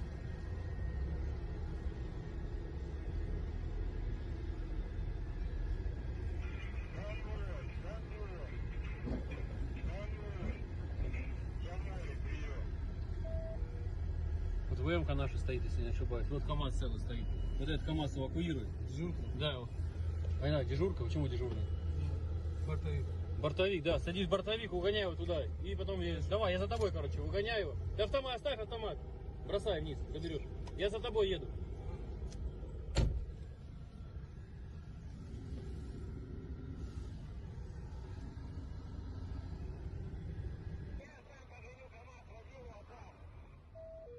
Давай, тут надо КамАЗ эвакуировать, поезжай к терминалу, жду здесь.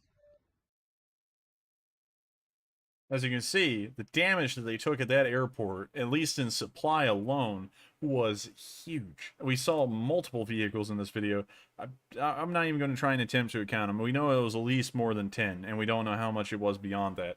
But the amount of destruction to the supplies there was grand. And just going off of that, we know that it takes maybe 30 supply trucks to entirely supply a BTG from absolutely nothing if they had no supplies. And so if we were to assume that that is the case here, and that was meant for an entire BTG may go without supplies, or they may be halfway supplied and then they're halfway undersupplied. Regardless, the amount of supplies that were destroyed in that one location was huge. So we're going to move on now from Kherson, because that's all the news we've gotten in that area. And we're now going to move on up to Mykolaiv, where during the counterattacks today, it appears that they've captured even more equipment from the Russians. This is a captured Mista SPG, as you can see. And I'm thinking that this may be the case as to why there are now so many Zs on these vehicles, because there used to be just one on each side, and as the war's gone on, we've seen them put on more and more Zs onto the vehicles. And I believe it's because friendly fire has been occurring in between Russian units, and now they're starting to heavily mark up the tanks with Zs all over them, so that way they can try and make sure that they are known to be friendly. I believe that may be the case. We don't really have any information to back that up, because if the Russians were committing friendly fire, they're going to keep that very quiet, and there won't be much proof of it, at least on the Ukrainian side, to show that that's the case.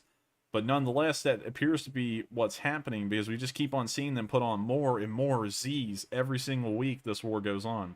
But nonetheless, it's great news to see that another Mista SPG has been captured.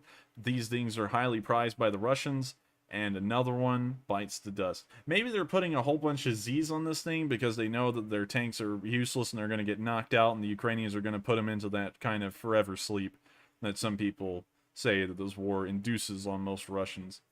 So we're going to move on from that, and we've got one more bit of news from Mykolaiv today. We can see that a Ka-52 was destroyed near Mykolaiv. Let me show you all that. It's always good stuff to see Russia's finest burning in a field in the middle of nowhere, really. Приземлили. Не до ласточку. Херам собачьим. БК не отстрелян, не успел. Ракеты на месте. Нурсы не сработали. Не успел. Гадость. Парашюта кусок валяется. Вон Нурсы, а вон ракеты. Приехали учить нас уму-разуму. Русский мир клятый. Пожалуйста. Слава Украине! Героям слава!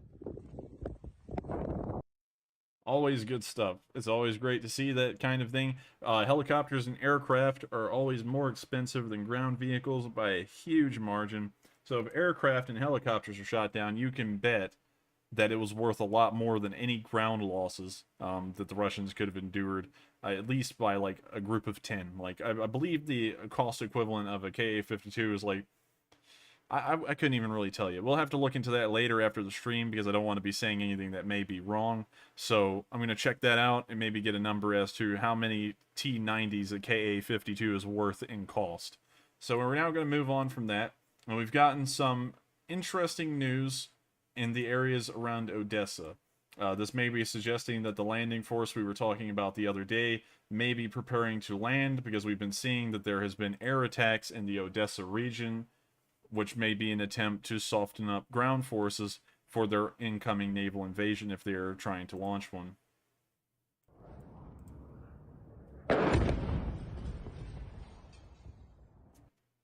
As you may remember, This is about the exact same thing that happened before the naval invasion at Mariupol. They actually had helicopters and aircraft bombard the area where the forces were going to land, and then the naval forces landed.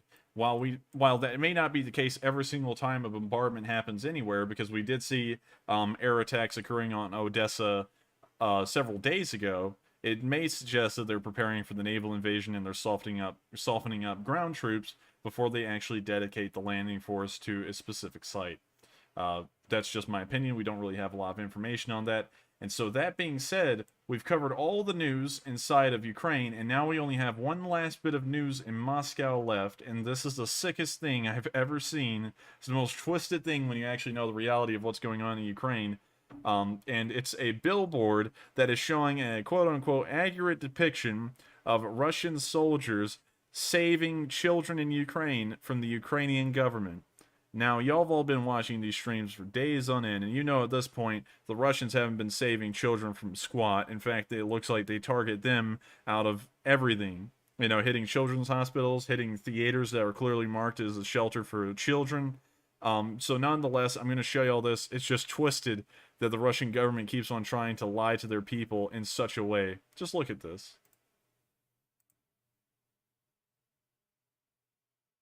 Look, the guy's standing over a dead Ukrainian. He's holding a kid, holding a teddy bear, looking all strong and powerful and stuff. We know that's not the case. We've been seeing enough of this war to know that this is just pure BS. And that kind of falls back into people always asking every once in a while, why don't I use Russian news? Because Russian news is like this. It's just a straight up lie. And I mean, like, once you know the truth of what's going on, there's no way to look around this rather than knowing it's a straight out lie. And so I don't use Russian news because it's always painting the picture in such a fake light that you just can't even use it to try and extrapolate any truth out of it. So that being said, we've actually covered all the news for today, and so we'll be answering questions for the rest of the night. And so before we begin to answer the questions, I was just wondering, Paul, do we have a number of how many questions we have? I do not, but I can get that for you real quick. Got you.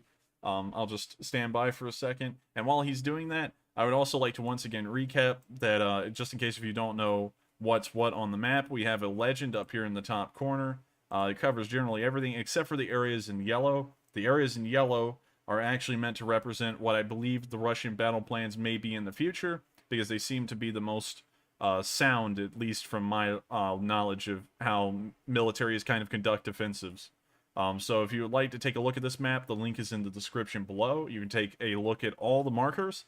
This is actually the end of the week 3 map. We've made it all the way through the 3rd week. So that's incredible, really, to be honest. We have 3 sets of maps now that cover week 1, week 2, and week 3. So if you want to check this one out, the link is in the description below. And hopefully Paul has a number now as to how many questions we have. We have 32 questions and comments and backlog right now, and about 35 total donors. All right, so that being said, we've really reached the end of the donations for tonight. So I'm going to once again do a kind of like final call thing and say, if you are donating beyond this point, we probably won't be able to make it to your questions. So if you would like to have your question answered, make sure to save your super chat for tomorrow, and make sure that you put it in first thing tomorrow, so that way it'll be through our question list, so that way we can answer it. And if you would like to donate beyond that, you would just be supporting the channel. We're always appreciative of all the donations, but I want to make sure that y'all get the value out of your buck if you're sending in a super chat to have the question answered. So if you're doing that now, make sure to do that tomorrow, so that way we can make sure to get to it. So that being said, we're going to move on to the questions. Alrighty. First question is going to be coming from the B Knight 3 with a $5 donation, and he or she says, I heard that there is a way to launch javelins from small rafts. Think that can happen versus the Russian fleet by Odessa, and what damage is possible? So I would try and answer that question, but honestly, I think Paul would be more qualified to answer the question, if he can, about the destructive capabilities of a javelin and if they would be effective against ships. So if you don't mind, Paul, could you try and answer that question to the best of your abilities? Ooh, I've never heard of them being fired from rafts before. I think it's possible, but it'd be pretty difficult, especially in like ocean type of water, just because of the motion and trying to lock on to a target. But it's in theory possible. The amount of damage it would do really depends on what you hit with it, but it would probably take a lot of javelins to actually bring down like a Russian frigate. I just can't see it happening unless it hit something like a powder magazine. So, which it would be very difficult to find. Yeah, and then it would also have to probably strike below the waterline as well, and that would be very tough to try and make a shot hit like that if a javelin can even be made to do something like that.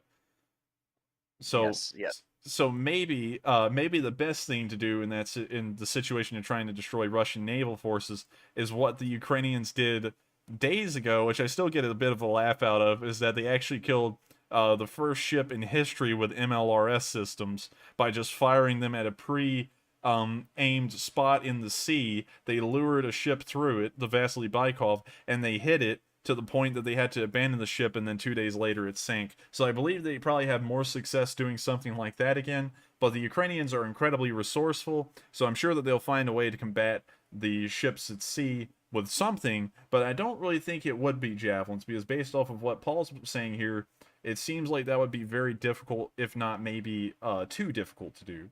So I thank you very much for the support, and I hope we answered that question the best we can. And that being said, we're going to move on to the next question. Next is Mark Bahichuk. And he's donated 3 times in the night for a total of $15. $5 a piece, saying 1, if I could pronounce his name right, 2, to buy coffee or some rum for yourself, and also to buy a drink for the mods. Oh well, thank you very much. I don't know how I would like buy him a drink. You know, we're not like in the metaverse or anything. We're all like around the country and around the world for some of our mods, but I will try and get them a drink eventually. I don't know how I'll send it. It's kind of hard to just pour whiskey in an envelope and send it to him via mail, but hey, you know, anything's possible in the world. So who knows? But I thank you very much for the support, and thank you very much for being a continuous donor. You've donated multiple times, and I've got to thank you so much for it, because it means a lot and it helps us support this channel. And so that being said, we're now going to move on to the next question. Rack with 5 pounds comes in and says, "It's curious how Putin mentions NATO moving to his borders, but it seems he has done it himself by trying to take Ukraine." Yeah, the thing about those statements from Putin is that they're mostly unreflective of the actual situation and just posturing for him to give to his citizens, because it doesn't make any, that statement that he made does not make any logical sense at all. But the thing is that strategically, he is sure if he was able to take over Ukraine and create a puppet state out of it, it would actually shorten the potential border he would have with NATO, because if Ukraine joined NATO, they're sharing thousands of miles of border with a NATO country now, extra thousands of miles that they didn't have before. And if they're able to make Ukraine a puppet country, or at least force them to stay neutral, they will share much less front line with NATO either way that went. So I hope that answers the question. And it's goofy, the reasons that he's given for this war, because it's clear that this invasion of Ukraine is in the strategic interests of how much front line and the buffer zone that Russia has with NATO countries. That's the entire reason. He's trying to act like it's not the entire reason, and they're not doing this for their strategic interest. They're doing it for saving Russia. It just doesn't make any sense. But I thank you very much for the support, and with that, we're going to move on to the next question. Next question comes from Robert Macy III with a $10 donation. He says, "Do you think the weapons lethal aid captured by Russia will be used against Ukrainian military here shortly? And at this time, I understand they don't have anything like a javelin in their inventory." So, kind of like to recap, I see that you're already getting ready for me to say that. Earlier, when we were talking about Western weapons, they do use entirely different kind of like setups and systems than Russian equipment. That's common knowledge, really. But you know, I mean that as in, you know, it's like it's obvious that the Russians, who almost have like their own development programs, will develop things that are operated differently than Western systems, and so I don't think they'll be able to use really any Western systems. Maybe except small arms like rifles, like if they were able to get an M4. But then the problem with that is that they may be able to learn how to use it quickly, but then they have the problem of getting that weapon ammo because the Russians don't produce 5.56 by 4.5. They produce 5.54 by let me think. Whatever. You get the picture. It uses a different ammo. I'm sorry that I kind of had a stoppage there, but it uses different ammo, and so it would be very hard to supply even the small arms and keep them running and reuse the captures because they just don't really have the supply line to make sure that those weapons could still keep on being used. So I believe that everything they're capturing is just kind of being put into this pile of unusable things that they can't really use in the war, but they may be able to figure out some stuff about later.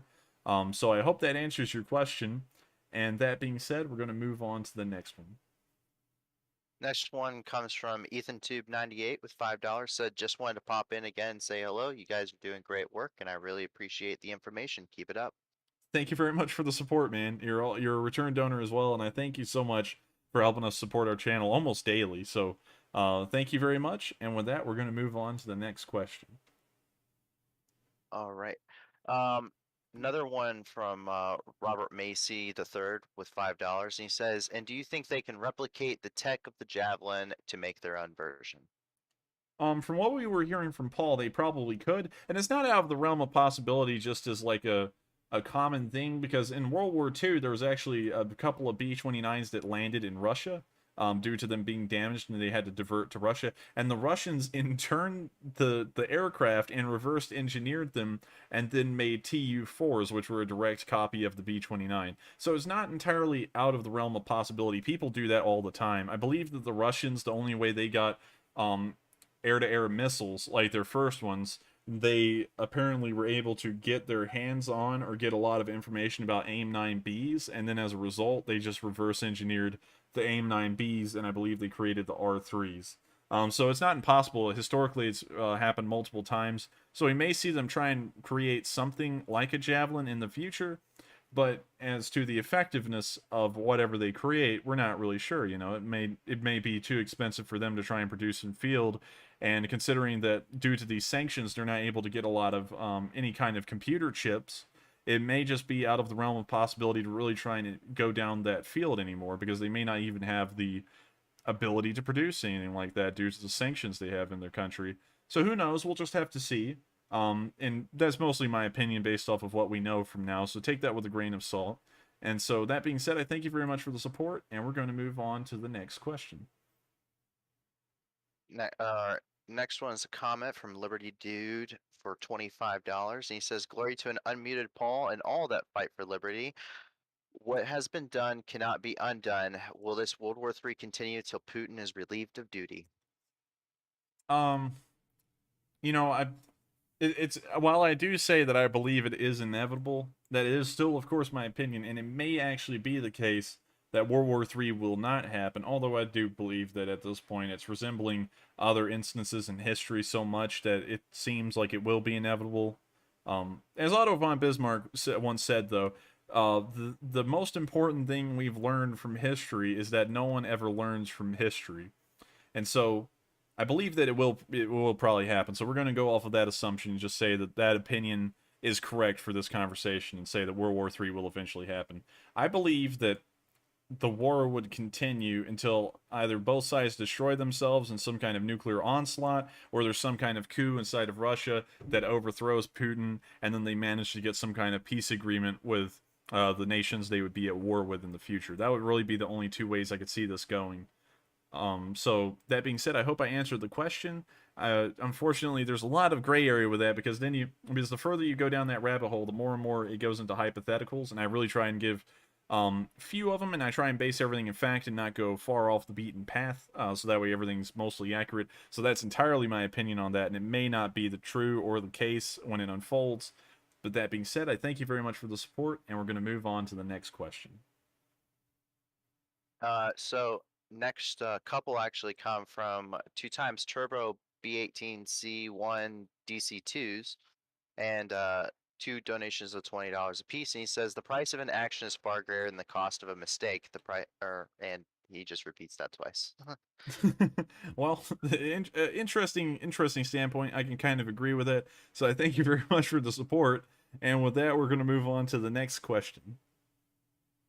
Next question comes from Zorik. He's for $4.99. He says, "If the Russian nuclear weapons program is anything like this war, they must be hurting. We were so worried about the Russian army, and look at them now." I would say that's pretty true. And also another thing that a lot of people don't really know is that the nuclear arsenal in the United States, at least from what we saw from a documentary made a few years ago, wasn't in exemplary shape either. So that's something that's always interesting to me, is that we've used the threat of them so much, but most countries don't seem to be putting a lot of money into the maintenance of the nuclear facilities as far as silos go. Now, we know the submarines are well maintained, because obviously you can't poorly maintain a submarine, or else there will be serious implications and problems that could come out of that. But as far as silos go in these countries, it may be the fact that since Russia has such a small military budget, and considering that they're having to shoehorn the nuclear arsenal into that military budget, they may not be able to maintain it well. And so maybe the amount of usable nukes they have is small. And so I hope that kind of answers the question in a way. And with that being said, we're going to move on to the next question. Okay, next question is actually a comment from Big Tex for $9.99, weighing in on the world power versus regional power.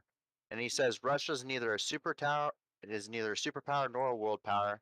They have no power projection capability beyond immediate neighbors, no real navy, third world nation with one weird trick of having nukes for legacy reasons. Very interesting. All right, we got a little bit of feedback. That's kind of what I was saying, but Paul also brought up some good points earlier, is that they can actually get into and I want to make sure I'm saying this correctly, since I am talking on your behalf. They can actually get involved in a limited scope around the world, which Paul says is a kind of like attribute of being a world power, which I can see, because he actually made some very good resemblances to France. And so while I do think that they are a regional power, I am playing the devil's advocate here, because I can see a lot of what he's saying. But that is an interesting standpoint. It's very similar to mine. So I thank you for the input, and hopefully we can get a really good conversation on that in the chat, because that is just a very nice conversation to have. Is the question of what are they really, in terms of like what they are in the world stage? Are they really powerful, or are they not? And it's a very interesting thing to delve down, because there's so many routes you can take. So I thank you very much for your input on that. And with that being said, we're going to move on to the next question. Next question comes from Metal Gamer 1186 with a $5 donation. He says, "If the Russian government falls due to withdrawing from Ukraine in defeat, will other nations need to work together to secure potential loose nukes?" Maybe. I mean, like, that's kind of what they did when the Soviet Union collapsed, is that the United States, well, really the West in general, stepped into the countries that inherited nuclear weapons from the Soviet Union and started figuring out ways for them to give them up, along with the Russians. So I don't really know if that would be the case if the Russian Federation was to do that. But who knows? It may be the case that we would have to try and figure out a way to secure these loose nuclear weapons, and at least make sure that they don't fall into anyone's hands. That's kind of falling into like the Red Tide thing, though, in that movie, when they came up with a hypothetical situation that the Soviet Union collapsed and there was some breakaway group near Vladivostok that had nuclear weapons. That was kind of like the whole premise of that movie. But who knows? Maybe in the modern world something like that may happen. So that would have to be something that the administration of most world powers would have to assess if something like that was to happen. So I thank you very much for the question. It was a very interesting one. And that being said, we're going to move on to the next question. Next question comes from Commander Corvus Corax Nevermore with a $10 donation. He says, "What's your take on the MC-12 guardrail? Thank you." The MC-12 guardrail. Let me make sure I pull that up so that way I'm not speaking from an area of ignorance, because I don't actually know much about it. And he said the RC-12 guardrail? Let's see. No, the MC-12. MC-12. Okay, so we got RC-12, so let's pull up the MC-12 guardrail. MC-12S reconnaissance. Okay, so apparently they're just calling it an RC-12 here, but it's an MC-12 pretty much. So it is a signal intelligence collection platform based on a Super King Air. That's a pretty nice aircraft, by the way. Very nice one. But anyways, moving on from that, I just don't really know much about this aircraft to be able to talk about it. I'm not really... I'm into, like, the communication side of a little bit, but I'm more heavily focused on the logistics side of things, and so I have to kind of plead ignorance on this one here. I really can't talk about it to any effective degree because I don't know enough about it, unfortunately. We probably do have a decent amount of veterans and experts in our chat that may know about this, that may be able to get us an answer to this one, because I'm really clueless on this aspect of what this thing would do and what its abilities are. So I'm sorry about that. I'm very sorry, is I'm going to have to plead ignorance on it. But I thank you very much for the support nonetheless. And with that being said, we're going to move on to the next question. Next question comes from Steve Keylime with a $9.99 donation. Happy to support. Keep up the good work. Why is Poland, a NATO member, armed with Russian MiGs? Their air force is to protect members from NATO members from Russia. How do they expect to get spares? Confusing. The Polish are using MiG-29s simply because they inherited them, and I'm assuming that since they inherited the MiG-29s, they probably have a pretty decent supply chain for parts and equipment for the MiG-29s, because if it's something like a third of their air force, or around half of it, is composed up of MiG-29s, at least on the fighter side of things. And so we'd have to assume, based off of that they have a pretty decent supply line for them, and that may be why they're reluctant to give them up. Because they're looking at this as a situation where we have all of this, all these assets in terms of like supply and parts for them, and we don't want to give them up, because if we get more F-16s, we're just going to have to expand out our current amount of like spare parts, supplies, and equipment that we have for those aircraft, and we don't want to undergo the expenses of doing that and then maybe retraining the MiG-29 pilots as well. So really the answer to that, the short answer is that they just inherited them, and it's much easier for them to probably just keep them instead of getting rid of them. Although we didn't see the Germans go down that path. I believe they've gotten rid of all of their MiG-29s. But nonetheless, I think that would be the best answer to that question. So I thank you very much for the question. It's a pretty good one. But then again, you know, we have to think it's not just Poland that has like inherited aircraft. Romania has MiG-21s, and we know that it must be kind of hard to supply MiG-21s with parts because they're just old and they haven't been produced in decades. And then some other countries, I believe, like the Czech Republic may have MiG-23s left. I'm not really sure about that. I know they probably have MiG-29s and such as well. So there's probably a decent amount of supply of parts for these aircraft, and that may be why they keep on using them. So I thank you very much for the question. That's a pretty good one. And that's generally my gist of an opinion on it, based off of how they're operating with them. So they must have some way to keep them supplied with parts. And that being said, I thank you very much for the support. And how many questions do we have left, Paul? Oh, we're probably looking at about 15 or so. I got you. All right. So that being said, we're going to move on to the next question. All right. The next one comes from Nate Baker, coming in with $10, and he says, "Thank you for your authentic logistical daily news recaps and non-bipartisan journalism. History teaches us that freedom and democracy are not free nor guaranteed once attained. We support Ukraine." Thank you very much for the support, and thank you for supporting Ukraine as well. I'm glad that a lot of people view me as non-biased. I did say a little bit about a certain news reporter a while ago, and honestly, that was kind of said in the heat of the moment. Although I do have a lot of opinions on the things that go on in the world, I feel like that's being overdone these days, is the amount of opinions that people give, and I believe that people want more facts than opinions these days, because we just get too many opinions. So I thank you very much for enjoying that I try and keep this as unbiased and as impartial as possible. And once again, Slava Ukraina. And with that being said, we're going to move on to the next question.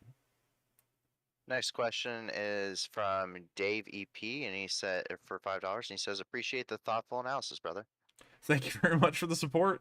Once again, I try and like get the best information out as possible, and I've also had a decent amount of help from Paul today, and that's some of the reason why we've been able to track down the location of some of this information, is because he was able to go to places where the locations of the stuff was marked. And so once again, I have to thank him for doing the questions tonight and the support today, because he's been doing an incredible job. And so I thank him very much, and as well as the rest of my moderating staff, like Drew, who's been doing it many days before.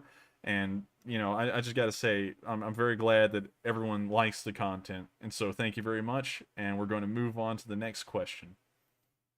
Joel G says with a $5 donation, Jag here. Isn't it pretty silly to think that the Russians have not had access to Stingers and Javelins since Afghanistan?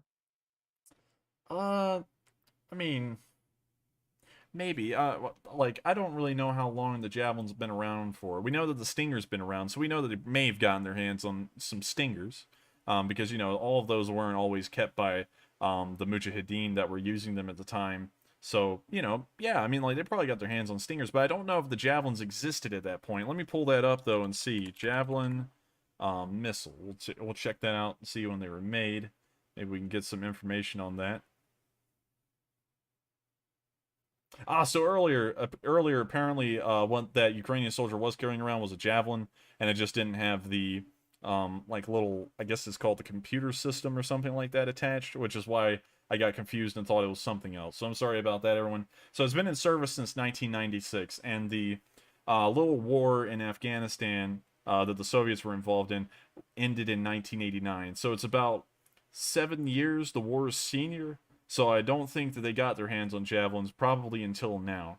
But if we're willing to hand it to the Ukrainians and let them use it and risk losing a few, I'm sure that we're viewing that as a loss that is acceptable, given the current situation, and that we're not giving up anything too important technology-wise that the Russians don't already have the capability of knowing or producing. So that being said, I thank you very much for the question. It was a very good question, and we actually figured out how long the Javelins have been around. And that being said, thank you very much for the support once again, and we're going to move on to the next question. Jaraminator for $10 says, do you prefer tacos or burritos? I don't really know what that question is supposed to ask. I mean, like, I don't really like tacos that much. I really like hamburgers, so I don't really know. I mean, I haven't eaten a lot of tacos, so that being said, thank you very much for the support, and we're gonna move on to the next question.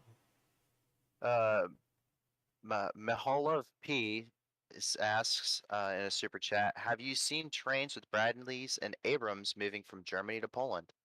We have seen videos of that. We've only seen one though, and it was a kind of like convoy. Well, it was kind of like a load of M1 Abrams under a bridge on a freight train.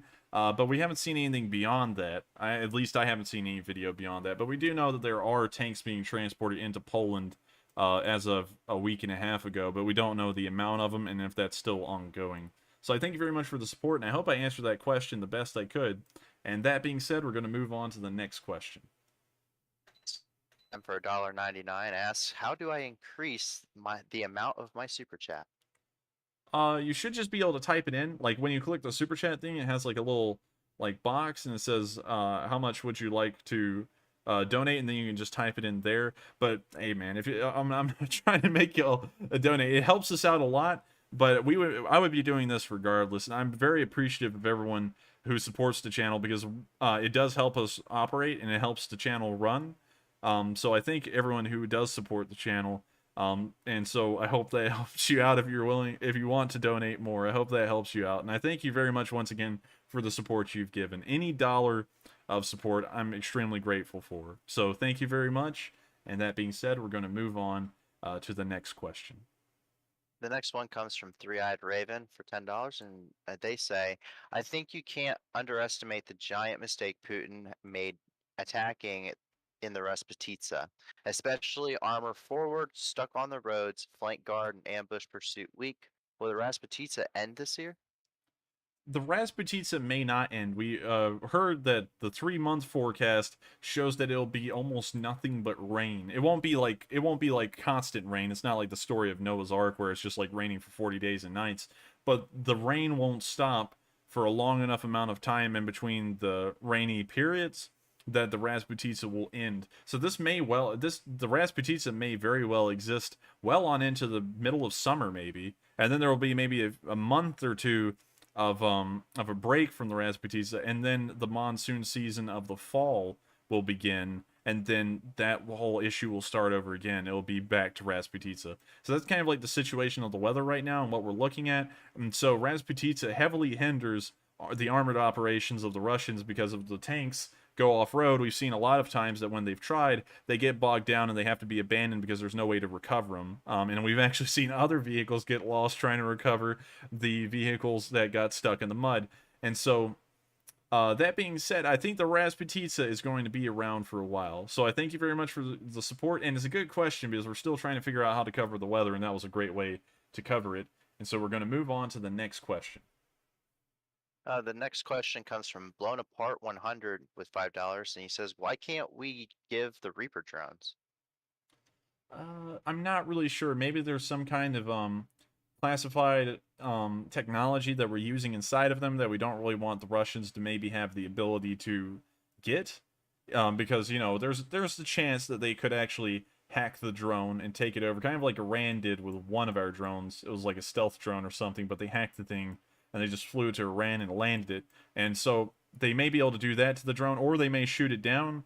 And then and then maybe the computer inside of this drone will be intact, and they can figure out information that the United States wasn't really happy to give over to the Russians. And so that may be the reason why we haven't heard about any Reaper drones being sent over or any of them being used, is that the United States is looking at the security concerns of having some of that technology maybe fall into the hands of the Russians.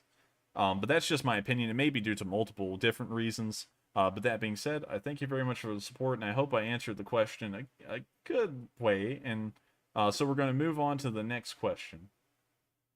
The next question is from Patrick Forney, who donated $50 Canadian, says, "Great job as always. Do you think Russia is poorly organized?" Thank you very much for the support, and I have to say that the Russians do have to be incredibly disorganized at this point, because like the video we saw earlier of the tank getting blown up in that one video, it was just driving through town on its own. There was no support for it whatsoever, no infantry support, no other vehicles backing it up.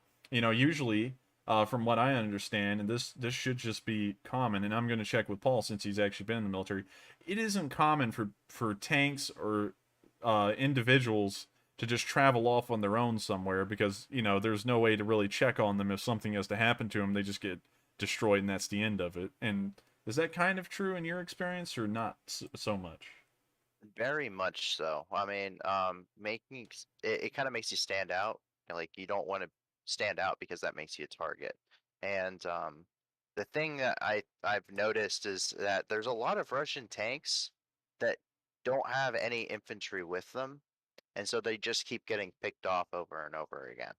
So it's the amount of times we just see like single tanks, like today, down by I believe it was Mariupol, where it was just one tank driving through the street, and then we saw how many times it got hit over and over by infantry with some ATGMs. So see that a lot, especially when I'm going through and researching for you. So it's definitely not something that in the West we would normally do, but I can't speak for necessarily very heavily on how the Russians want to run their military. So I say let them keep screwing up.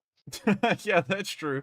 But one thing that's interesting to me is that we also see not only the Russian tanks driving alone sometimes like that, we also see them driving in large convoys with no infantry support as well, and the tanks will just drive through a city. The Ukrainians will knock out the first one and the last one, and then the rest of them are just piecemeal. They can get to them whenever they want during the battle, but they've generally got them all already dead. They're just in the process of dying. So something interesting to me that I was thinking about today is that maybe these tanks weren't on their own originally, and these tanks are trying to do some kind of breakout because their BTG has nearly been wiped out, and they're trying to either get to another BTG that may be more or less intact, or they may just be trying to escape the battle, and then in the process we get these videos where it's just a lone tank driving through somewhere, and then they get wiped out as well. But we don't have any information to back that up. That's just kind of an assumption as to why such goofy oversights are happening in the Russian army, because as far as I know, that's not commonplace in any army around the world except for in the Russian army from what we're seeing on video. So that being said, I hope that answers the question to a good deal. And that being said, we're going to move on to the next question. Alrighty. The next one is a comment saying from Mikovil P. I will get that name right one day. With $5 saying China wouldn't need to invade. They can basically buy anything they want in the East Asian Russia. Yeah, that's a good point. Yeah, I think you're talking about me saying they would like to annex and extract the resources from the Siberian area and really just the eastern area of Russia. And that's a pretty true point. And due to them kind of like allying with, well, considering that the Chinese turned down the request for military aid, the Russians may not be so willing to export resources to them. But then again, they've been shut off from the outside world entirely economically, so they may have no choice. But we'll have to see. I mean, like that's a really good point. They are probably just in the process of buying up the resources that they'd like. So that being said, thank you very much for the comment. That's actually a pretty decent way of looking at it. I actually didn't think about it that way, but that's very sensible. And so that being said, we're going to move on to the next question. Stuart X13 comes in with a $5 donation. It says, how many drones need to crash in NATO before we do something? 2 already. I haven't actually heard about that. Have you heard about that, Paul? I heard about the one, but it was kind of unconfirmed at the time. I have not heard of a second one, so that might be something I will look into more for tomorrow so we can follow up. Gotcha. I'm going to look into that too because I actually haven't heard about the first one. Because I feel like that would have been big news, but it's never crossed any of the radars that I look over to try and gather up the info I get during the day. So I'm going to have to look into it. I'm going to have to, unfortunately, plead ignorance on that one then because I don't have enough information about what's going on as far as those drones, if they are happening, to really talk about them in depth. So I'm going to try and get a little bit more information on that. And if you'd like to join the Discord and shoot something to one of my mods saying, hey, I'm from the stream, I gave a super chat asking this question.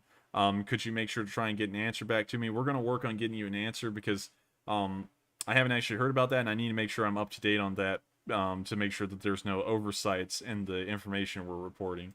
So I thank you very much for the question, and we're going to try and get back to you on that if we can. And so that being said, we're going to move on to the next question. John Baradale is coming in with a $2 donation to let us know it's an in-law and not a javelin. Oh, okay, all right. Well, I'm not a big pro on anti-tank weapons. Paul is, but unfortunately the stream is delayed a little bit. So when I'm talking about it, he hears me talking without a delay because we're both on a Discord call, but the stream he's watching is 20 seconds behind. So by the time he sees the picture, I'm most likely have moved on to something else. So unfortunately, he couldn't clear that up. So I'm sorry for that mistake. And that being said, I thank you very much for the support as well, and we're going to move on to the next question. The next one is actually coming from 2x Turbo again with $5, and he said the Times of Israel, Twitter, and Reddit are all reporting a large explosions in Belarus within the last couple of hours. No idea if the Times of Israel is reliable though. So we'll have to look into that. I haven't actually heard any news about that as well. There was someone earlier in the stream who mentioned that 30 aircraft took off and then there was explosions in Belarus. So maybe it's tied to that. Maybe there's a story that's evolving through this and we'll find out what it is tomorrow. Today, we usually in this channel, we're usually focused on what's going on inside of Ukraine on the front lines. And so things like drones maybe crashing in Poland or explosions happening in Belarus, if they're not really registering as something directly related to the ground war in Ukraine, they may be slipping by us because they're not showing up where we're checking out stuff for newsworthy content because we're looking at frontline news as opposed to more so international news and maybe indirect news about maybe like overflows into other areas. So I'm sorry about that, but I thank you very much for the support. And how many questions do we have left? not a whole lot of questions actually, but we do have a pretty long list of people that have donated and haven't really put anything with it. So we have 21st Century sending us $10 from a country that I'm actually not familiar with their currency. And they say I support Ukraine to the very end. There's Takata coming in Dakota Store coming in with $30 Canadian. Says, "Hi Paul, welcome to Center Stage. Have a good stream. Thank you. I have really enjoyed myself tonight." Um, we have Raphael Harris, who is letting us know with a $5 donation about the $13 billion deal with moving U.S. troops into Eastern NATO countries and also sending direct arms and equipment to Ukraine, which is always good to know. I'm going to follow up, see if I can find some White House reports on that. Silent Grove's coming in with another with some $5 donation. Mika Hill P is coming in with another $5. DT with $19.99. B Ledbetter coming in with $10. Says great work on these reports and thank you. Ryan Ender was on coming in with $4.99. Kevin Dickinson $10. Road Dog coming in with $2. The list just kind of goes on and on. How many are left? Pretty decent bit. a lot of thank yous. A lot of people coming in and really giving us support. It's really awesome to see. Could you make sure to read them all off so we're not skipping any of them? Because I want to make sure they get the credit for their support, you know. Yeah, of course. Gotcha, man. David S coming in with another $5. Says you become a key component of my evening routine. Thanks for what you're doing. Niamu76 coming in with 5 Singaporean dollars. Prayer for all Ukrainian brothers and sisters. God bless. Regards from Indonesia. OG Wakanobi coming in with $2. Japan is making moves in the North Islands, he said. I saw that earlier, but I'm not quite convinced. 2 times Turbo coming in. Let us know that he's rocking that 7.62 by 51 NATO 308 on his AR-10. That's pretty nice. Nice. And we have John E. McCormick coming in with a $500 or 500 Singaporean or Philippine peso. Lori Gaddis coming in with $10. Johnny McCormick coming in with another 500 Philippine pesos, and 5 bags of popcorn coming in with $5 there. And that concludes the list. Well, I thank y'all very much for the support. It means a lot to me that a lot of people like the content I always try and deliver, and I'm glad that y'all are happy enough with the content that y'all are showing your support. It helps us run the channel. We did do a sponsorship, but it seemed like we got a decent bit of backlash from the audience about it, and I don't really know how to respond to that because I'm just making sure that this channel can keep running. So I thank y'all very much though for all of your support. And with that being said, how many questions do we have left? That is it. That concludes all of the super chats. There are some that have rolled in from the audience that I think are actually pretty good. Gotcha. We're going to try and answer 3 of those because the stream is going a little overtime at the moment, so I'm sorry about that, everyone. But we're going to try and answer 3 from the normal chat, and then the stream will end. So what do we got, Paul? So coming in and he hearing about the news regarding U.S. drones, he says, "Question: What is a switchblade?" So Paul told me what the switchblade was, and I'm going to give like a brief description of what he found out today because we both really didn't know a lot about it until he found it out and told me. So the switchblade is based off of kind of like Call of Duty Black Ops 2 from what I was described. It's based off of the little device in game where you can throw a drone up in the air and it will lock onto someone and just fly to them and hit them and kill them. And so apparently a defense company saw that and was like, hey, cool, we could actually make that a real thing. And so they set about developing it. Apparently they had a budget of $50 billion to develop this Switchblade drone off of.